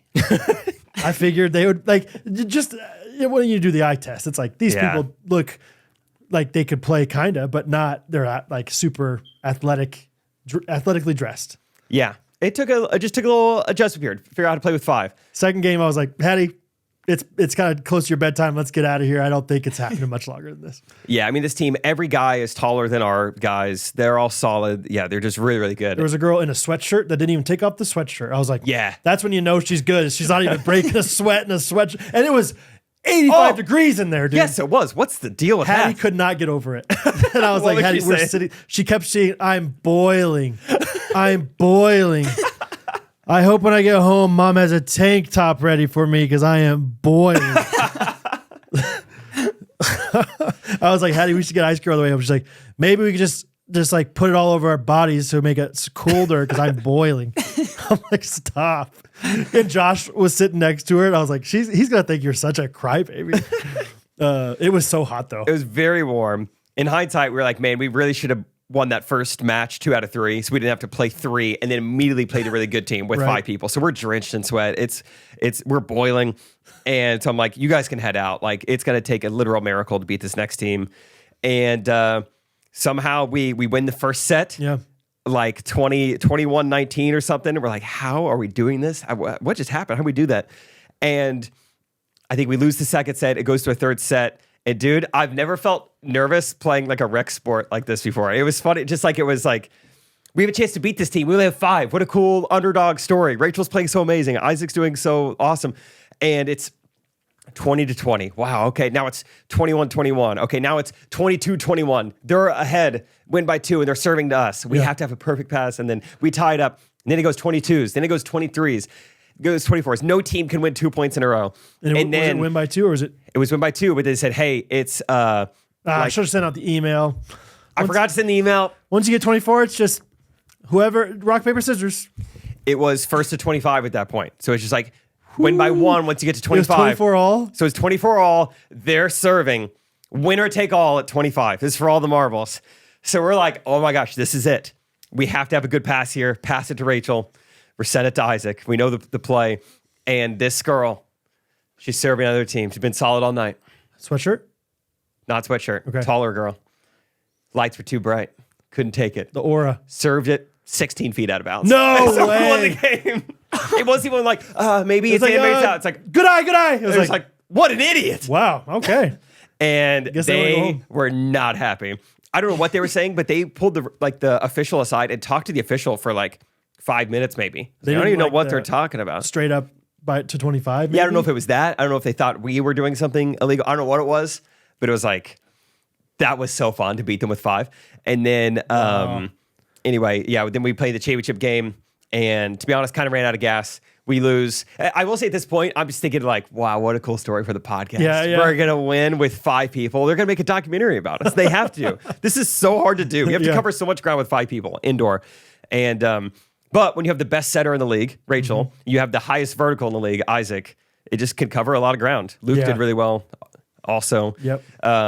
Anyway, we lose the first game 21-19, lose the second game 22-20. So it was as close as it could have been. So you guys were like right there. Like they were not Right good there. enough where it was like, oh, they were just better. Like that second team felt like it was like, oh, they're just going to be better than us. And that's a respectable. Nothing we can do. Yeah. And this was like, man, if we could have paused and came back the next day, it would have been awesome. We would have won. But it was so fun just to see Rachel truly trying and how much better she is than every single person on the court. It was awesome. Dude, I came home and told that to Catherine. I was like, Rachel is so good, but she's so effortlessly good. Like there was one time specifically I was thinking of, I told Rachel this the other night when we went to your house without you. I was like, there was a time where she was like running out of bounds. Let's say she was kind of parallel with the net, and she just goes, Isaac, and just bumps it like behind her, like backwards. And if she would have hit it a little bit too far, Isaac wouldn't have been able to get to it, and it would have just gone over the net, or a little bit too back. Like he was, but it was like the perfect alley-oop, like, I mean, which is what she does, obviously. I mean, it was so effortless though. I mean, she just, Isaac, and I was like, I think that was kind of unbelievable what she just did there. And I told her, she's like, that was so easy, Brad. Like, you don't understand. Like, that's when I was like, shut up. No, it's not easy for everybody. It's easy for you because you're so good. It's funny. Steve Coop, her dad, told me a similar story. Rachel was in probably 4th or 5th grade and made some hustle play to run off the court, dive, and bump it back onto the court for the hitter to get a good hit on it. And, I think most coaches would have said, like, Rachel, great effort, great job. And I guess her coach pulled her aside and said, that was a great job getting to it, but that pass needs to go closer to the net where our hitter can get a good hit on. It's not good enough just to get it back. Yeah. So since like 4th grade, Rachel's been like, coach, like, you have to, like, it's not good enough just to get it back. Okay. It has to go to the right person and in the right spot. It's not enough to just keep it alive. Yeah. When you're playing high enough levels or whatever. You're always setting. Yeah. But yeah, those second and third matches, it was a lot more of just like, I think they call them dumps in volleyball. Like all she's done all night is set the ball. You're gearing up as you go into Luke or Isaac. And then she goes sideways and just dumps it across the net to like this open spot. Yes. It was awesome. I think how much she can see out of like the corner of her right eye and like knowing exactly where people are. Like, oh, this setter is kind of creeping over. Boom. Boom. See ya. The blocker, 2 blockers over here. Boom. It's like the Dennis Rodman thing. Shoots that way. Goes over there and I go boom. I rebound off the glass and I go. Larry Bird's got this thing. It's like, Great reference. Oh, that's awesome. Yeah. So she pretty much carried the team. Yeah. I mean, everyone was playing solid. Yeah, everyone needs to be playing well if you're going to go 5-on-6. But yeah, having Rachel like that, the teams we lost or that we beat, if they would have had Rachel, we're done for. Sure. Having Isaac is nice too, because no one can get higher than Isaac, which is fun. Like these other guys have all been playing a lot more volleyball. Yeah. But at the end of the day, they can't get higher than him, which is fun. I tell you, Hattie had never seen volleyball before. And so I was trying to explain it to him. Is it always this boiling? Yeah. I can't even concentrate. I am boiling. I was explaining to her about out of bounds. She understood that. And then I'm like trying to explain to her some other things. It was like the very beginning of the game. And I mean, this is going to make her sound like she's like such a great girl. Like, but she just had like a little bit of an attitude to that night. I go, so Hattie, at the beginning, this person over here is going to serve it and they're going to hit the ball over the net to the other team. And Hattie just goes, okay. And I'm like, where did this come from? Since when are you 15 years old all of a sudden? No doy, Dad. I was like, that's easy. Okay. And like, it's going to take you years to be able to hit that ball over the net once. Man. And? The way she said it, dude. Okay. And I was like, and then they get 3 shots, whatever, all this stuff. And so, but she was good at like keeping up with the score. Really? Until they did the thing that you talked about, that people do in volleyball where it's like 12 to 9. 2-6? 2-9. It's like, why'd you do that? It's also, you're not even saving syllables. We have 12, or do you only have 2? Who is 2 and who's 9? I don't even know. So I was explaining to her, like, you say your score first and then their score. And she's like, wait, why do they have 2 now? Yeah. I was like, it's 12. Just they serve it over the net. The ones place. Okay. And so anyway, she enjoyed it, I think, overall. That was good. That was fun of y'all to come. It was a good time. Thanks to everyone who came. Shout out Joan. Shout out Derek. I felt bad. Just had to send him home. Just like, sorry, dude, we didn't know. Hey, sounds like he's a good contact for next time. Yeah, I do need to get his number. Joan came up to Hattie and was like, "Are you Hattie Ellis from the Ghostrunners podcast?" And Hattie thought it was so funny. Like, She so did? She cool. liked it? Okay, yeah. cool. She was definitely shy about it, but later on she told Catherine, like, yeah, this lady came up and knew who I was. And of course, awesome. Catherine's like, okay, do we know this? And I was like, yeah, she's cool. She's What cool. else she do to Hattie? She didn't give her any toys or anything, did she? Should have given her autograph, I think, is what Joan wanted, but didn't have a pin. So, so Hattie, that's why you travel with a pin in your sock. Always have a Sharpie. Yeah. And something to sign in, like a Terrell Owens style. portrait of you. You been eating good? I've been eating good in the hood, brother. Good in the hood. What have you been eating? I've been eating a lot of thick chicken and thick steak, making the air thick. I really have. The first 2 days of Henry's birth, I made a steak the night that he was born. Good. It's just like, this feels right to have some T-bones on the stove tonight. So made some T-bones with Henry and Catherine, and yeah, just thickened up the air in the house. We have something called the air doctor, and it was going off. Air doctor? Air doctor. It's like an air purifier thing, and it was making some noise, but it was like, that's some good smelling air right there. What's that 50 Cent song where he's like, I'm the air doctor? Love doctor? Is it not? Yeah, it's Love Doctor. I'm the air. Sorry. I thought you really didn't know what it was called. I don't know. What's it called? Good Ranchers Doctor? What is it? GoodRanchers.com. It's American Meat delivered. I think I've had it. No, not 2 nights in a row. That's a lie. But I've had it recently a lot. And it is real good. I made a little boo-boo. Not something I normally do. This is not me, but I unplugged the fridge to do some Wi-Fi stuff. Forgot to plug in the fridge again and ruined our Good Ranchers again. So that's the second time that's happened. But emailed them, said, hey, I'll take no chicken box. Incredible customer service. And it was at our door in like 2 days. Yeah. It was crazy. They're awesome, man. It was very quick. So yeah. Good Ranchers is great. It tastes great. You can always tell when you're eating Good Ranchers because of how much a higher quality it is. Yep. And I have a very intense palate. So I'm like, there's no mRNA vaccines in this. mRNA, nope. And nope. And there weren't. There aren't. And there won't be in your Easter ham that you can get for free. That's right. There's a lot of mRNA vaccines being used on pigs in the U.S., but Good Ranchers has pledged mRNO. No. We say nah to mRNA. mRNA. So yeah, they're not putting mRNA vaccines in any of their pigs. And you can tell a difference. I had thought pork chops were good growing up. They were fine. My mom made a fine pork chop. She did all right on the Doing top. her best. But my gosh, ever since I've gotten Good Ranchers pork chops, there's something to behold with them. Same with the ham, same with the bacon. Say mRNO.com to see the full pledge on their mRNA vaccines. Without reading it, you can just know it's going to be high quality meat. It's going to taste better. My mom actually was just talking about how good their meat was the other day. I don't even know how it came up, but she was like, it's just so good. Their chicken, their beef, it's all good. So tasty. Go to goodranchers.com. Use the promo code GRKC. And also for a little discount. And also, with any subscription right now, get $119 value Eastern ham. I think I mixed up the words there, but bigger than Henry. Bigger than old Enrique. Yeah. Fun. So you don't have an Easter ham in your arms yet? Get one. American Meat delivered. Our little Easter ham. All right, now we're on to Wednesday of last week. I flew to Roanoke, Virginia, and I'll tell you, after playing 3 hours of volleyball the night before, just back to back to back, so much jumping, so much running. It's 5 people. We're boiling in there. Mm-hmm. That mile the next day was brutal. Just knees were so sore. My abs were sore from jumping, I guess. Isaac he was like, is one of your legs way more sore than the other one? I was like, I think you need to jump differently. I don't know. It seems like that would be a symmetrical injury. Huh. You jumping off one foot? Yeah, I guess so. But I start, it's like, I put it off all day. It's seriously like 6:15. Show's at 7. Like, I got to get my mile in now, I guess. And so I'm just running like circles around the venue. And my knees are hurting so bad. And then someone is like flagging me down, and it's Tammy Mason, faithful ghosty.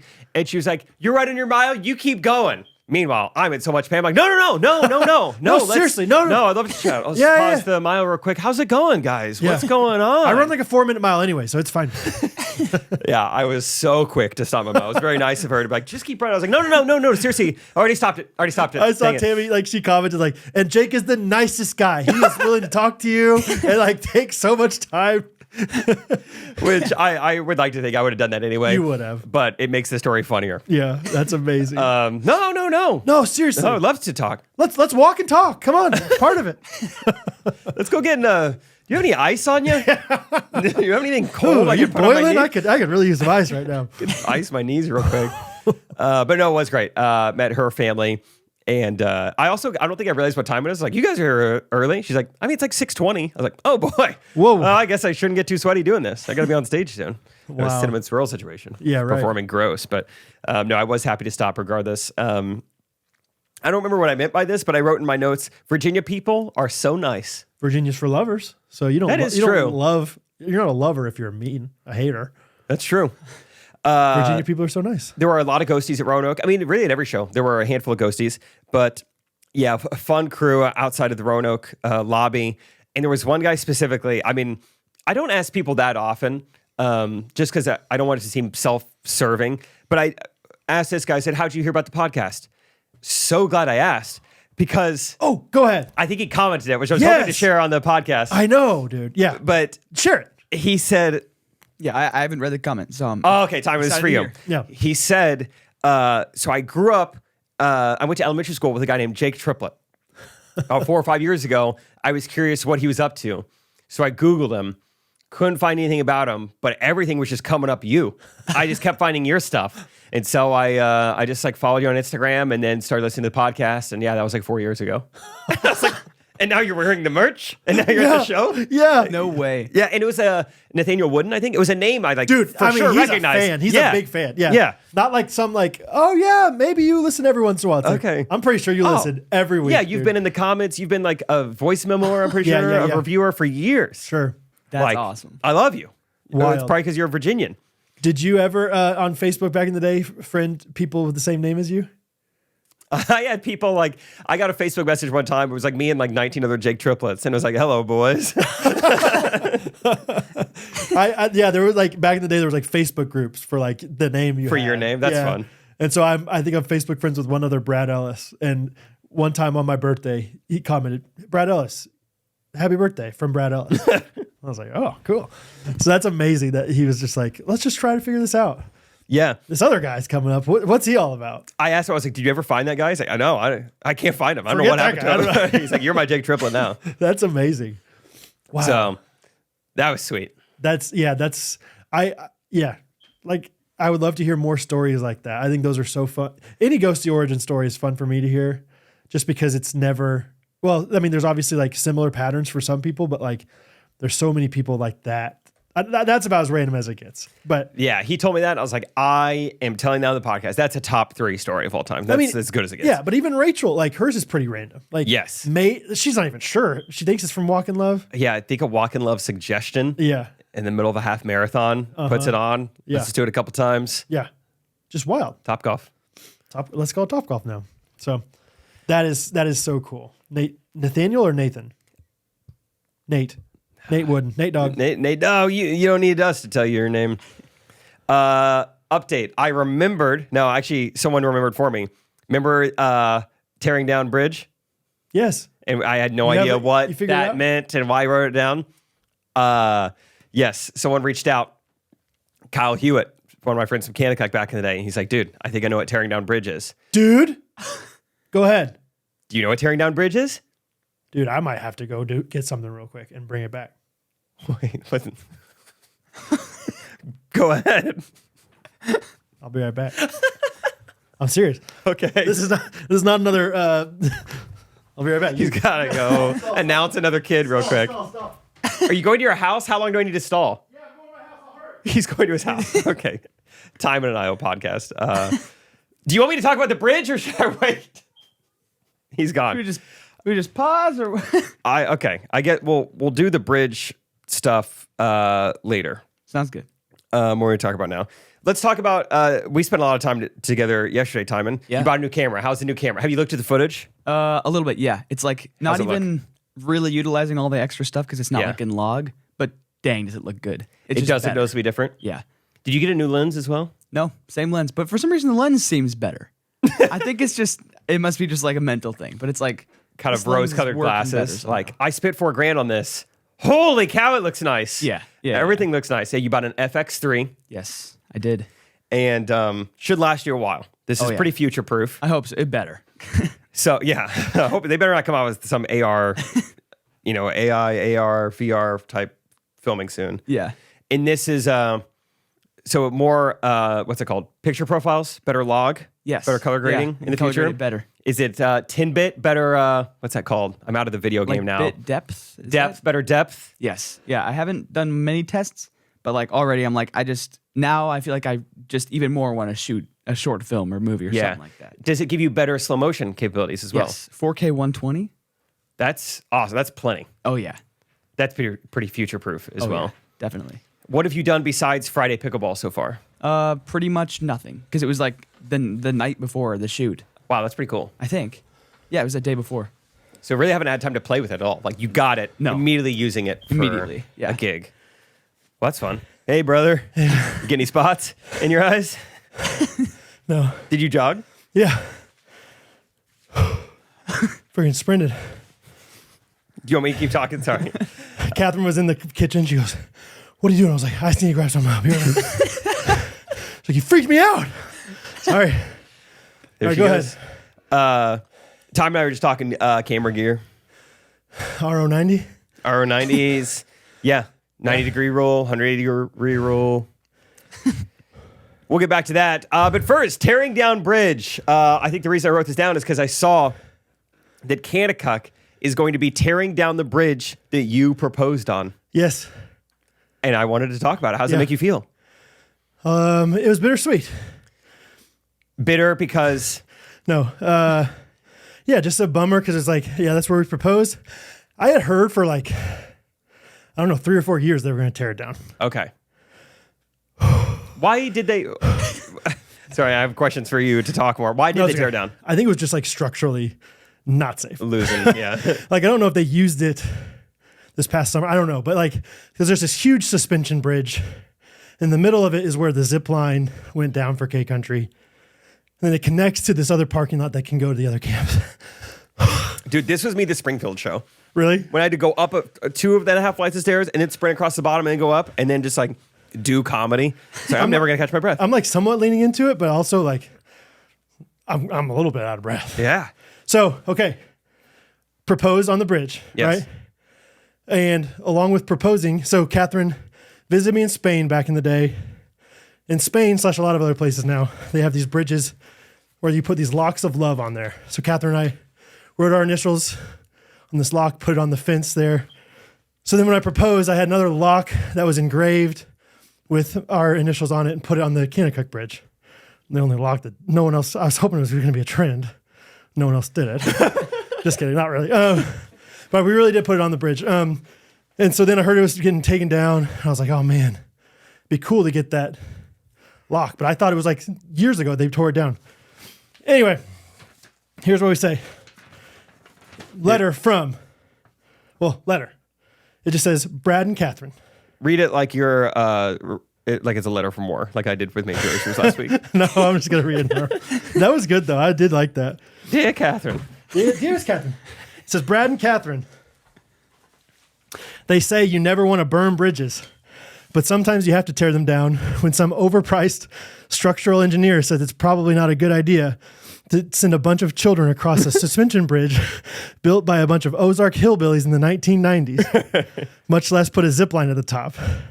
I'm pretty sure there wasn't even any steel left in the poles, but was being held up by 30 years of oil-based red paint. It was a sad day when the bridge came down today after 30 years of memories. One of those memories was your engagement at the top. It seems like yesterday, but what a fun moment when your marriage journey began at the top of that bridge in 2013. As soon as the bridge came down, Michael Sloan and I went looking for the lock. Amongst all the rubble... Oh, they waited till it came down because I guess it's dangerous to walk on. Yeah, amongst all the rubble, we ended up finding it underwater in the slough. No way. So if you don't know, the slough is like this nasty creek, whatever, kind of water. You would make up like lore about the slough monster. Yeah, the slough monster. Yeah, slough water and all this stuff. After some heavy equipment, a hot saw, and some help from the Kanakuk maintenance guys, we were able to cut it off and wanted to return it to that couple who got engaged on the bridge. Even though the bridge has fallen, Know that we continue to cheer for your marriage. We're big fans of the Ellises and will always be a lock when it comes to your marriage. Dude, Canada Cook's the best. How Love you cool guys. is that? Who Yeah. wrote that? Sparky, Wow. the director of our camp. Sparky and Son. So you can see on here, BDE and KGH 8713. I never thought about your initials are BDE. That's awesome. Yeah, Bradley David Ellis. So here it is, like some videos or some pictures, of the bridge falling, and they You look like an old person who printed out memes. Some of their So- see, it was one of my favorite memes from this week on if you Facebook. squint, you can see, there's a swastika in the corner there. It's like a conspiracy. Political cartoons. But yeah, look at that. It's underwater and everything.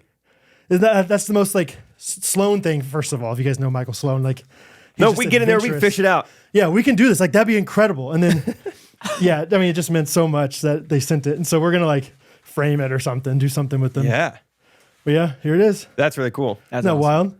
Tearing down bridge. Tearing down bridge. Shout out Kyle Hewitt. Shout out Colin Sparks. I kept meaning to like make that my win of the week, and I kept forgetting. So thank you for reminding me. How fun would that have been if it finally solved tearing down bridge? Thanks, Kyle Hewitt. Yeah, he's yeah, the that man. was. I think they're building another one or something like that. But oh yeah, I just sent the nicest text to Spark. I was like, I can't believe you did that, man. That's so. Yeah. Because I just had given up on it a long time ago. I was like, it's a cool memory, but we're not going to get that back, Yeah. which is fine. We weren't expecting to get it back. We were expecting it to be there for a long time. Yeah. I also thought Joe White might just be like, what's this lock doing here? We're cutting that thing off. It's weighing the bridge down. Yeah, That's why it's having trouble. Well, no wonder. It's this lock. 3 pounds. So fun times. All right. Also, Wednesday of last week, still going in chronological order, we got an email from Human versus Hamster. Just last week I said we haven't heard from him. Yeah. Let me read this to you. Hey guys, yada yada yada, some pleasantries. Unfortunately, your team wasn't selected as one of the final teams. Personally, I think they should have chosen you guys, but I'm not the one making the final decision. Either way, I want to thank you guys for being down to do this and being so much fun to interview and work through with the casting process. You gave one of my favorite interviews this whole season. I definitely want to hold on to your info and reach out if any other castings come up and I think you might be good for. Best of luck with everything. Cheers, T. So it does seem like he genuinely enjoyed us. Yeah. And wished we could have been on the show. So we'll see who they end up casting whenever it comes out. Dude, Universe Hamp. I've been watching a lot of Amazing Race, Mm-hmm. and I keep thinking, like, how fun would it be to be on Amazing Race with Jake? I'll do it. I know. I'll do it in a heartbeat. That sounds so fun. That's what I'm always curious how they choose people, though, because it's like, okay, these guys are so fun, but maybe they already have 4 other people that are so They're fun. very fun. So they need the people that are like, well, Gay these people firefighters. these people are unpredictable. Yeah, whatever. These people are, a mother-daughter team. That's This fun. marriage is about to end any second. This Let's get kid's them on here. deaf. Like, we need that guy on here. Yeah. Just it'll be fun to watch him try to order a taxi in Abu Dhabi. Good luck. Put him on the show. Yeah. So, yeah, I just think about that a lot. And so I wonder about that for human, like maybe you guys nailed it, but there were just other people like you. There are a bunch of similar personalities. Maybe, they already had the fun role filled. Yeah, that's a bummer though. That sounds similar to I got a handwritten letter from Joel Dolph. You know Joel he was a K1 director. Oh, I back knew in his the day. son. He was the guy that interviewed me for Kanakuk back cool. in the day. And they said no to me. Did you know that initially? Wow. Yeah, I got told like You can't work at camp. basically the same thing, like not exactly the same thing, not like Human versus Hamster, but like, hey, loved your interview, really loved you, wish we had a spot for you, but we unfortunately don't have any. Wow. I really enjoy it. And when you work at camp, it's like, dude, there are always spots. Like, what are you talking about? It feels like, right? And so I wonder if it was, so I thought it was just lip service kind of stuff. You're like, was I too honest in my interview? Honestly, I was like, I don't know, I'm dating a girl and I'm honest about how like we have codependency issues sometimes or something. Like, I don't know. I wasn't saying anything like super salacious, but like, anyway, and I was just like, whatever, this guy's just full of it. Come to find out, he was serious. So maybe T. Oh, 'Cause T. then I eventually got hired. So by Sparky, the guy that Yeah. saved my lock. Save my luck. So, yeah, I mean, we'll see if he ever reaches out, but I think he'll be a guy we just reach out to every couple months. Hey, any opportunities? Right. We're still fun who are guys. You connected to, yeah. T. Yeah. Sweet T. Speaking of game shows or watching Amazing Race, I haven't done as much daydreaming this week. I did have one daydream. Okay. And I was like, I want to make my own pickleball game show someday. Okay. How fun would that be? No, nothing's ever, and just on YouTube. I'm not trying to get CBS involved. Hey, But that'd be real fun. if they come knocking, But yeah. hello. It's CBS. Oh, come on in. I'll open the door. Come on in. Come on out. Get on out. Yeah. Honestly, though, why? Like, what would be the appeal of an actual TV show versus YouTube? It's almost like YouTube. Money. Like, yeah, Dude, yeah, there's still a lot of money in network TV. that's true. Because it's like I'm thinking like I feel like there'd be technically way less viewership opportunity on like a. Well, not really. I think technically the ceiling is lower, right? Like there's only Americans watching CBS at 7 p.m. and YouTube is international. But there is a lot of people watching traditional television still. True. And like young Sheldon is crushing it as much as I don't want it to. A lot of people 50 and older are watching traditional television still. Nice. My parents are still paying for DirecTV. That's probably not going anywhere anytime soon. It's coming back. The way they're bundling all these things together. Yeah, I mean, we made a video kind of predicting this like 3 years ago, you know? Yeah. Like just the life cycle of TV. Pickleball, that's fun though. What any ideas for the game show? Well, I think pickleball is so fun is because it's almost not entirely, but a lot of it is based on how much you've been playing. Like someone who is a little out of shape and might be 55 years old can be better than, you know, someone like a Harrison Pollard. It's the placement of it. It's like, yeah, you just played enough. You have more experience. You have better instincts, and you just know. So, like, I think it's one of the only sports where you could have an actual game show with people of very different ages, and it's like still very competitive and very even. And like with different ages comes a lot of different personalities, and maybe a little romance in there. Hey, who knows what kind of game show this will be? This is like a elongated, not like a one episode.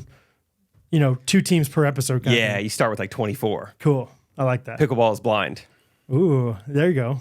23 people are blind. One person isn't. They're trying to figure out who isn't blind. That guy's deaf. That guy's, tone deaf. Mm-hmm. Let's talk about Main Street Roasters real quick. Yes. How long have we been recording this episode, Timon? Hour 26. Too long for you to not have Main Street Roasters in your shopping cart? I'll tell you what, right now, Main Street Roasters is getting me through this past week.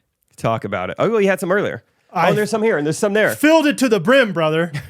My nitro today. Yeah, I've been drinking a lot of nitro, a lot of Main Street, and it is so good. The Miller Morning Blend is my favorite. Main Street Roasters, it's got caffeine. They have options without caffeine. I choose the one with caffeine. Now, how do you differentiate those? How would you say it? There's caffeine, and then there's non-caffeine. Got it. Or decaffeine. Decaffeine. Decaffeine is how they say it. I've been watching a lot of Amazing Race, I think, in Italy. Got it. I want the decaffeine. Decaffeine. Decaffeinato. So Decaffeinato. I think in America, sometimes they just shorten it to decaf. Decaf. Decaf. I meant to decaf. Oh, if that's you want the Jamaican decaf. I meant Hey,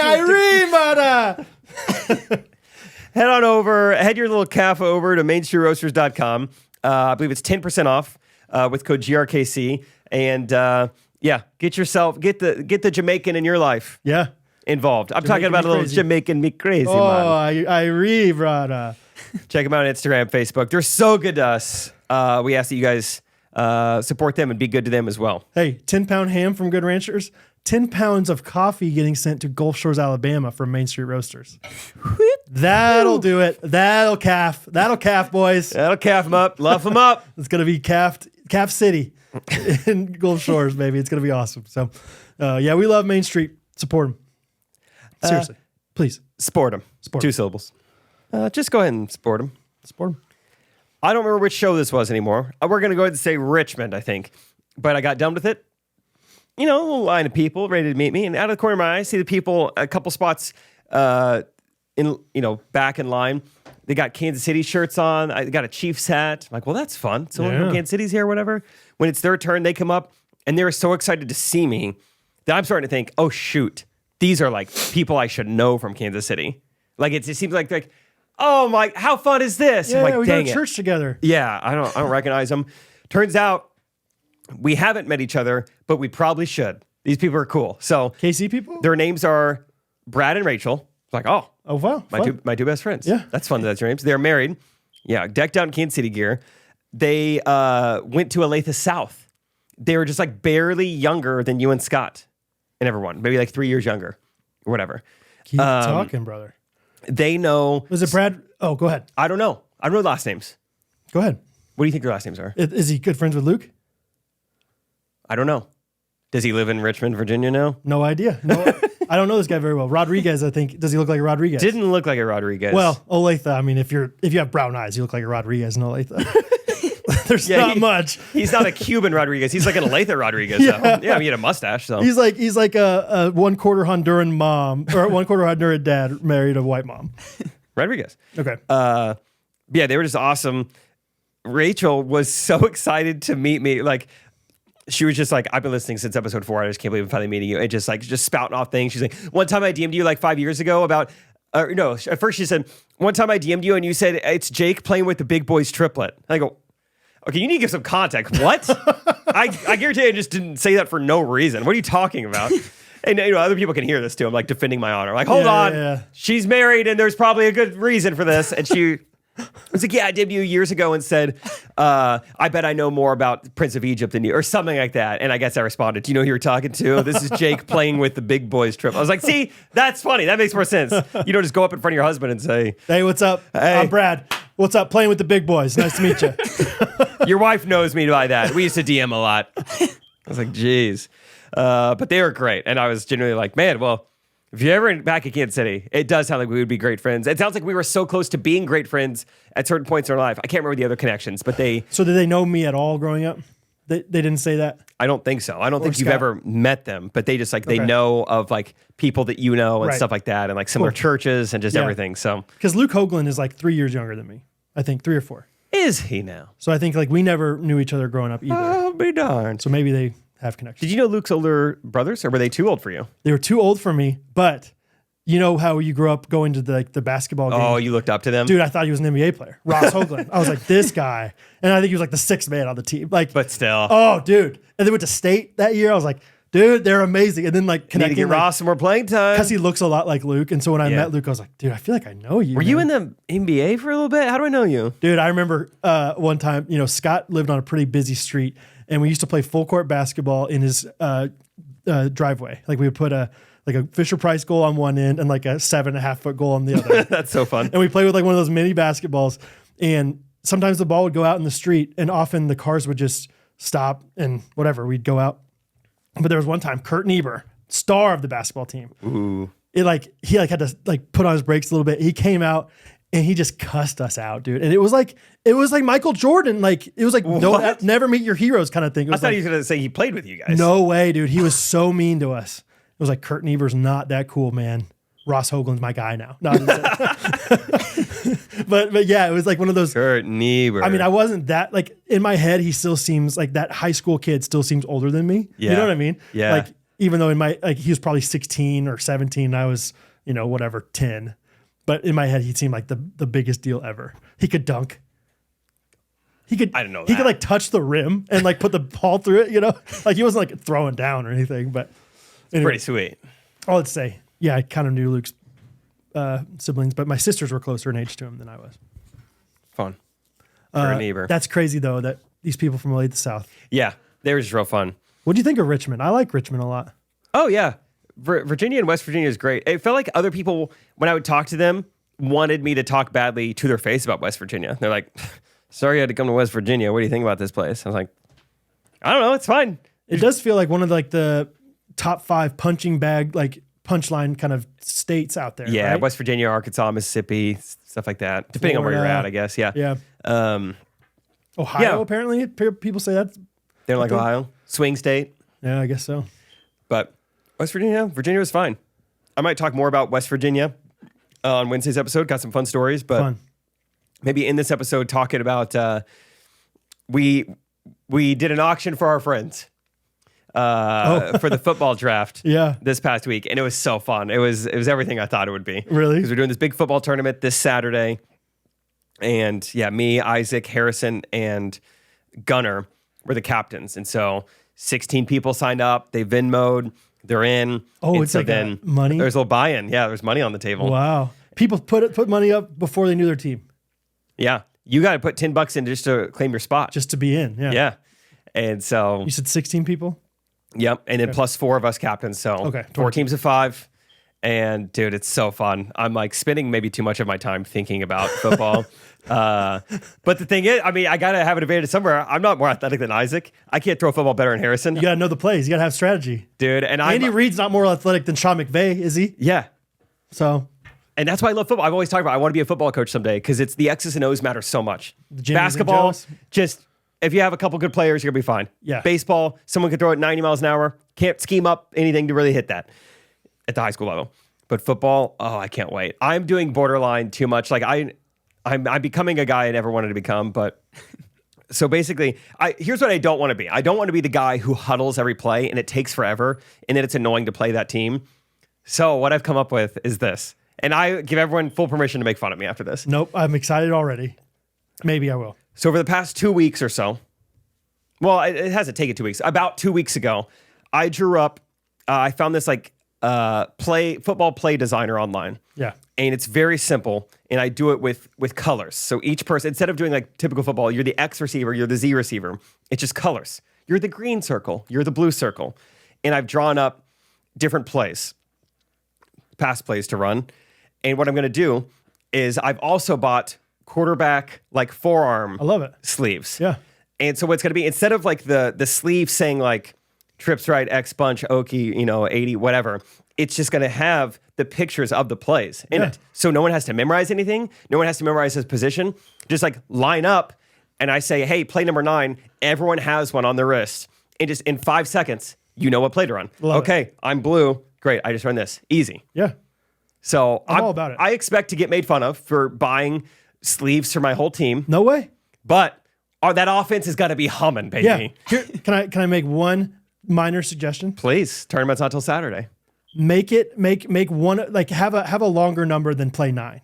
Like make it like, hey, 946, and the second number is the play you're running.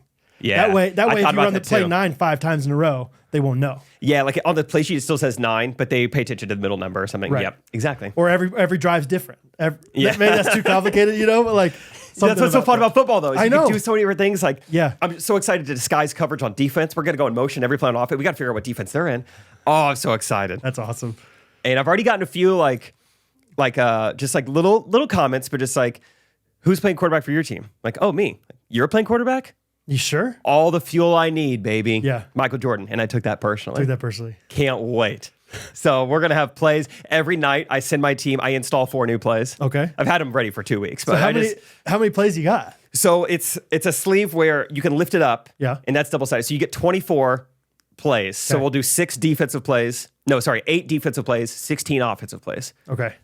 So are you using any plays from other playbooks, or is it just straight up from the Jake Triplett style of coaching? This Like, are is you just using from my brain. Sub-Zero from Blitz or Da Bomb or PAFB flat was a big one on Madden for me back in the day. No, just really learning just using what I learned in high school football. Yeah. I've talked about before. We had a really brilliant offensive coordinator, and some of my fondest memories of high school football are when I got injured. And so our offensive coordinator would go up in a crow's nest, and he gave me the headset, and I would call in plays, and I would like help call plays, and like there was one drive specifically where the headsets died. Yeah. And so he couldn't talk to me, and so I was just like, I'll call plays, I guess. Yeah. And we led us to a touchdown drive. And I was like, man, this was so fun. I love the X's and O's of football. So I'm just drafting up my own plays and sending them to these guys. Hey, here's a play we're going to run. This beats cover 1 and cover 2. Hey, here's a play we're going to run. Yeah. Whatever. Loving it. It's funny what you asked about where you getting your plays from, because, dude, we got sent. I think this video is so funny. Let me show this. We can put it on the screen maybe. So Scott Caldwell sends a video to our group text yesterday. Scott Caldwell, who works with Gunner, is Gunner's boss, sends this video yesterday. Can you see it? He's scrolling something. Oh, is there plays? It's Gunner at work. He's got 3 monitors, and one of them, he's on like some flag football website, just scrolling plays, and he's like, his left hand's like on his chin, just like Let's looking see. at him. Okay. I thought that was so funny. Just in the middle of work, just like in a cubicle, like everyone could see it, just Dude, scrolling that's corporate America right there, man. flag football plays. Dude. And Scott So Caldwell fun. said that and said, y'all better come correct. Dude, and you got to go a little no huddle too. Like if you can run plays quick like that. That's what I was like establishing like the rules, like what are the delay of game rules on the defense? Like, do we have to wait for them to get set, or can I like bang, bang, bang? Like, Did you figure it out? so I suggested, I was like, I think you should make sure the defense is set at the start of the drive. Like, hey, we're about to, like, are you guys good? Okay, we're good. And once you run that first play, it's fair game. They got to get ready. Yeah. Big fan of that, too. We would do that in high school football. In the first play of the drive, you call the next 2, sometimes the next 3 plays, and you just remember them, and That's you're ready awesome. to go. I would be so pumped. Dude, it's so fun. This Yeah. is what I want, just to take it slightly more serious. Yeah. We don't need to do tackle. We don't need to get upset at each other. I mean, just everyone's putting $10 in. You got to take it a little more seriously for that. Yeah, it's just how much more fun is it to know what your receivers are doing? You know what's normally like playing quarterback? Like, I don't know where they're going, so I'll just guess. Yeah, and then they cut one way and you just throw an interception. It's like, well, okay.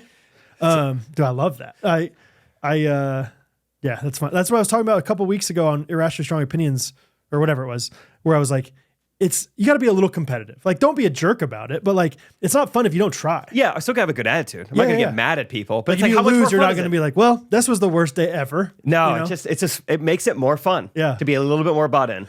So I'll report back next week how everything went. What's the structure? Are you doing like a round robin tournament? 3 things to say. First, I do want to close a little bookmark in this. I responded to this and I said, this is to the video that Scott Caldwell sent. And I said, this is Gunner's team Saturday. Our offensive coordinator is terrible. He gets half of his plays off of Madden rookie mode. I mean, the guy is no good. That's good. Well, John Christ Rookie action. mode. So yeah, it's going to be a little round robin, establish the seeding, and maybe iron out some rules. And then it's like, all right, now it's the tournament. Okay. And yeah, I will say, auctioning off your friends was a blast, but there's no rule book. It's like, I don't know how much to spend on What was Mason your pool? Capel. Gunner and I had $100 to spend. Isaac and Harrison had 95. The little handicap in there. So you're worth they're worth $5 each. Yeah, More which than are you. worth way more than that. Yeah, I feel like, but anyway, For 4 people, it's like, one person can make a big difference. You're fifth of the team. all right. So who is the highest player? Let's see. How did it go? And how'd you do this? Did you do this over the phone? No, we all met up in person. Okay. To do it. Let me try to find out the draft board. Yeah, it was just fun. Just trying to figure out like, let's see. I think looks like Luke Hoagland was the most expensive. But yeah, we all drafted privately. We don't want to know. We're not going to tell people who went for $1. I know. There were people who I paid for don't $1. want to know that. I Yeah, was yeah. just curious, like, how much was the highest somebody paid? So, my pre-draft board, I had Luke going for like $55. I thought that's what he was worth. And Luke only goes for 41, but I was so dead set on like, you have to have money at the end. You think? Yeah. With the way it was set up, I can tell you more off the pod. Okay. I don't want to keep getting into the weeds of all this stuff. Yeah, but I was yeah. like, you're just going to have money at the end. It worked out. But I like when the the dust idea. settled, Yeah. Isaac has the best team. Isaac drafted really well. It's going to be tough to beat Isaac's team. Who's Ike's team? He's got all the young guys. Not fair. Mason Capel, who's basically just another Isaac. Yeah. Just tall, fast, can jump. Yeah. Parker Willis. Oh, I'm being honest. He's a soccer player. He's a stud soccer player. He could kick the daylights out of a ball. Yeah, if it comes down to a field goal kicking competition, Yeah. we're done for him. Yeah. He got Spencer Shipley, who's also another 23-year-old. And then Spencer. I love Spencer, dude. and then I really wanted Spencer. I Yeah. really wanted Spencer. I was bummed right Spencer's a now. bruiser. And he's got good hands. And then you got Tim Finley, who's just like a Okay. great tight end That's body. that's a fun team. But I built my team to be quick, to be able to run man-to-man on defense. We'll see how it works. Dude, there's something about just sheer age that just is amazing in pickup sports. Yeah, like by hour 2, that team's going to be doing fine. There's so many times where I've played basketball against guys that I'm like, these guys aren't very good, but they're in college and they just wipe the floor with us. Because it's like they just have more, they're in better shape than we are. So I hope that's not the, I mean, they're a little bit out of college, those guys. Yeah. So they're fine. So it's just, the whole process has been so fun. We haven't even played football yet. That is I'm fun. loving the plays and my team. And every morning I text my team. I say, good morning. We're winning the championship on Saturday. All right, I'll have to bring Bo and maybe all 3 of the kids to watch. It's not going to be as warm as we were hoping. I mean, we'll be fine because we're going to be running around, but watching, I think the high's only like 50. No problem. But Rachel might come. We're going to try to get some of the girls to come Yeah. to maybe to the end. Kids are in Texas right now, and Hattie didn't bring a coat, but my mother-in-law was like, Hattie, here's a coat you can wear. I'm sorry it's a little small. And she just laughed. She's like, honey, I'm from Kansas. This is not cold. So Most of the time, 50 degrees is going to be just fine for I'm Hattie. boiling. Yeah, I was going to say. She's worried about being boiling. So Last thing, also Saturday morning, we are going to do a national anthem, maybe a little prayer. And I talked about, I was like, how fun would it be to do a drone or a flyover? and just like have it just time it at the end of the national anthem, just like fly my drone over the top of it. So time it for free. We'll just fly a bunch of drones. Football just for some drone. everyone. Football for some drone. Henry did respond to me here. Oh, okay. 4 different texts. I didn't see that coming. First one, excellent! Exclamation point. Great. Congratulations. No punctuation. Okay. I think your last child was born on my wife's birthday, March 29th. How about that? Good for him for remembering that. And then, is that correct? Question mark. So, there he is. Big Henry. Thanks, Hen. That's fun. Thanks for texting him. People are going to want to know, Jake, how did the banana bread turn out? Oh, yes, had quite the live stream. We can talk about it more on Wednesday. But banana bread, the night of, actually, it really surprised Rachel. I don't know why she was so pessimistic. Like, I was like, I don't know, follow the recipe. I imagine it'll taste good. She's like, I don't know. Anyway, it tasted great. Really? Especially that night. After a day, I still am eating them. Like about every 8 hours, I pop a slice in. But it just got kind of hardened up the next day. So, yeah, night of, it was great banana bread. How'd you store it? Tin foil on top of the oven. Oh, that seems okay. Yeah. Feels like if it gets dry because you just keep it out. Yeah, no, it was wrapped up, but maybe something All right, better we'll talk we can about do. more on Wednesday. Yeah, but turned out great. I'm still eating it. If you guys want some, have at it. Okay, I'll try it out. We'll make you some, butter some up. Let's do our reviews of the week. Yes. Got one? I just talked about Sean McVay. Yeah, Otis 1105 ancillary review, 5 stars. Been watching some Friday Pickle videos. I didn't expect Scott to look like a practice squad QB that retired and is now the OC for Sean McVay. I mean that in the most complimentary way. He just looks like an ex-football player. He does kind of look like a Sean McVay protege. Yeah, I can see it. Yeah, It's better to be compared to Sean McVay than Nick Sirianni, that's true. Romeo Crennel. So that's my review. Oh, that was it? Yeah, Wow, that's that's great. Mine's called Mother-Daughter Bonding. Yeah, that's a good one.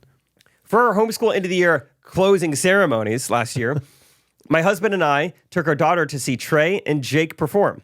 That's so funny, closing ceremonies. We all left thinking Jake was, oh wow, I didn't read the second sentence of this review. We all left thinking Jake Was so funny. was great. The funniest one there. And soon found Ghostrunners, which has been a blast to listen to this past year. As we've been thinking of ways to stay connected on a weekly basis when she leaves for college this fall, she recently said, Mom, we are ghosties. That's a guaranteed connection. Thanks for all the efforts you all put into the podcast and for living lives that exemplify biblical manhood. No problem. That is cool. No problem. Great review. Thanks for coming to the show. Thanks for liking it so much. It is fun to have connections with your kids on anything. Like, I feel like, did you have any like thing that you and your mom enjoyed together growing up? Yeah, I mean, we were both, my dad only listened to Southern gospel music. It would kill him to listen to anything other than that or Elvis. And so my mom was the music one. She was listening to all the same music that me and my sister were. So, Love it. Yeah. That's how my mom was too. Like my mom sometimes would show me songs. Oh, my mom still, I don't know where she finds this stuff. Really? She finds good music all the time. And like, and she earned her cred. Like it was like, that's a great recommendation, Mom. I'm going to listen to you more often. Yeah. It's just fun to have anything that specifically connects you to like only one person. Like there's a couple people on Instagram that I feel like only me and my sister follow. So it's fun to like get to talk about that or like other people like that you follow. Like, oh, me and this one friend. This is the guy we always talk about. Right. So it's cool to be like, hey, Mom, we're ghosties. We're gonna keep in touch about this. This is our thing. Yeah. Did you hear Brad has a 6th kid? You know, senior year of college. River's getting full. Jingle. We're doing one? Oh, would you like to end this episode with one? You know what? I had the thought of throwing it back to the Henry jingle, but I did not pull it up. Let me see if I can remember that Henry.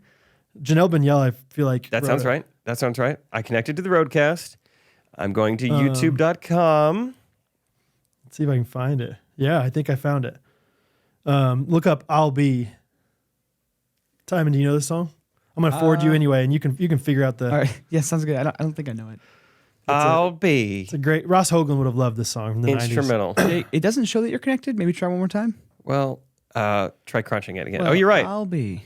Well, I'll be. What about now? There we go. Nice. How about now? It's so hard to find a vein. How about now? Wait, what's the... Okay, you type in I'll Be Instrumental, and it's Foxy Brown featuring Jay-Z. I feel like that's not it. No, it's... what is that guy's name? Edwin McCain? Yep. Pretty much a one-hit wonder as far as I Yeah. know. So All right, here we go. this is a funny song, man. Maybe An saxophone? oboe here and there? Oh, a little piccolo action. Timon got some reverb on there. Whoa. Hey, thank you, Cleveland. Oh, Cleveland was last night. Yeah. Remember that commercial? Want to get away? yeah, we're just going back to all the 90s commercials today. That'd be a fun way to just start the podcast for a while. Just an old commercial. Parodying commercial. Remember Timon, have you listened to the podcast where we like just redid forgot that movie era. scenes for like 10 episodes? I think so. Yeah, that was early yeah, on. yeah. Yeah, we just do remember It's the like Titans at the scene. beginning. Yeah, Remember that the was fun. Titans. Matt Foley. Maybe I can't remember that many. Oh, we did I remember the Matt Foley one. That was great. the other guys. That was Did cool. we? The Will Ferrell, Mark Wahlberg. Yeah, Fun of us. that'd be fun to do some 90s Let us know some fun commercials from back in your childhood that we should parody. Waza. Hey, they say that. Hey, Brad, pick up the cordless. Did they really say Brad? They do one that's was up, and then they did one like after that was popular for a while with white guys where they go, "What are you doing? What are you doing?" What are you doing? And then they're like, "Hey, Brad, pick up the cordless. Fun. What are you doing?" Last thing to say is there is still a couple spots. Yep. Ghostrunners Getaway, session 2. Yep. Potentially for some ladies. Some ladies might share a bedroom. Is that right? Yeah, unofficial right now. So if you're Hey. interested, just DM us no matter what gender you are. All right. I don't care what you is. Yeah, there's potentials for both right now. It's But getting fun. Group chats are firing. yeah, dude. Session 1 is I was about to say completely booked up. If you really want to come, holler. I have a king room all to myself. I'll go sleep with the boys down the street. I don't care what gender you are. Join us, session 1 and 2. I don't care if you're black, white, or some kind of halvesy. That's an office quote for anybody that's Now it's what Catherine was saying during labor. Oh my gosh. Love you, Henry. Hey, welcome to the world, buddy. Welcome, Love you, man. Henry. Thanks for you guys to listen on the podcast. Nailed it. See you Wednesday. See you guys. Ghostrunners Podcast.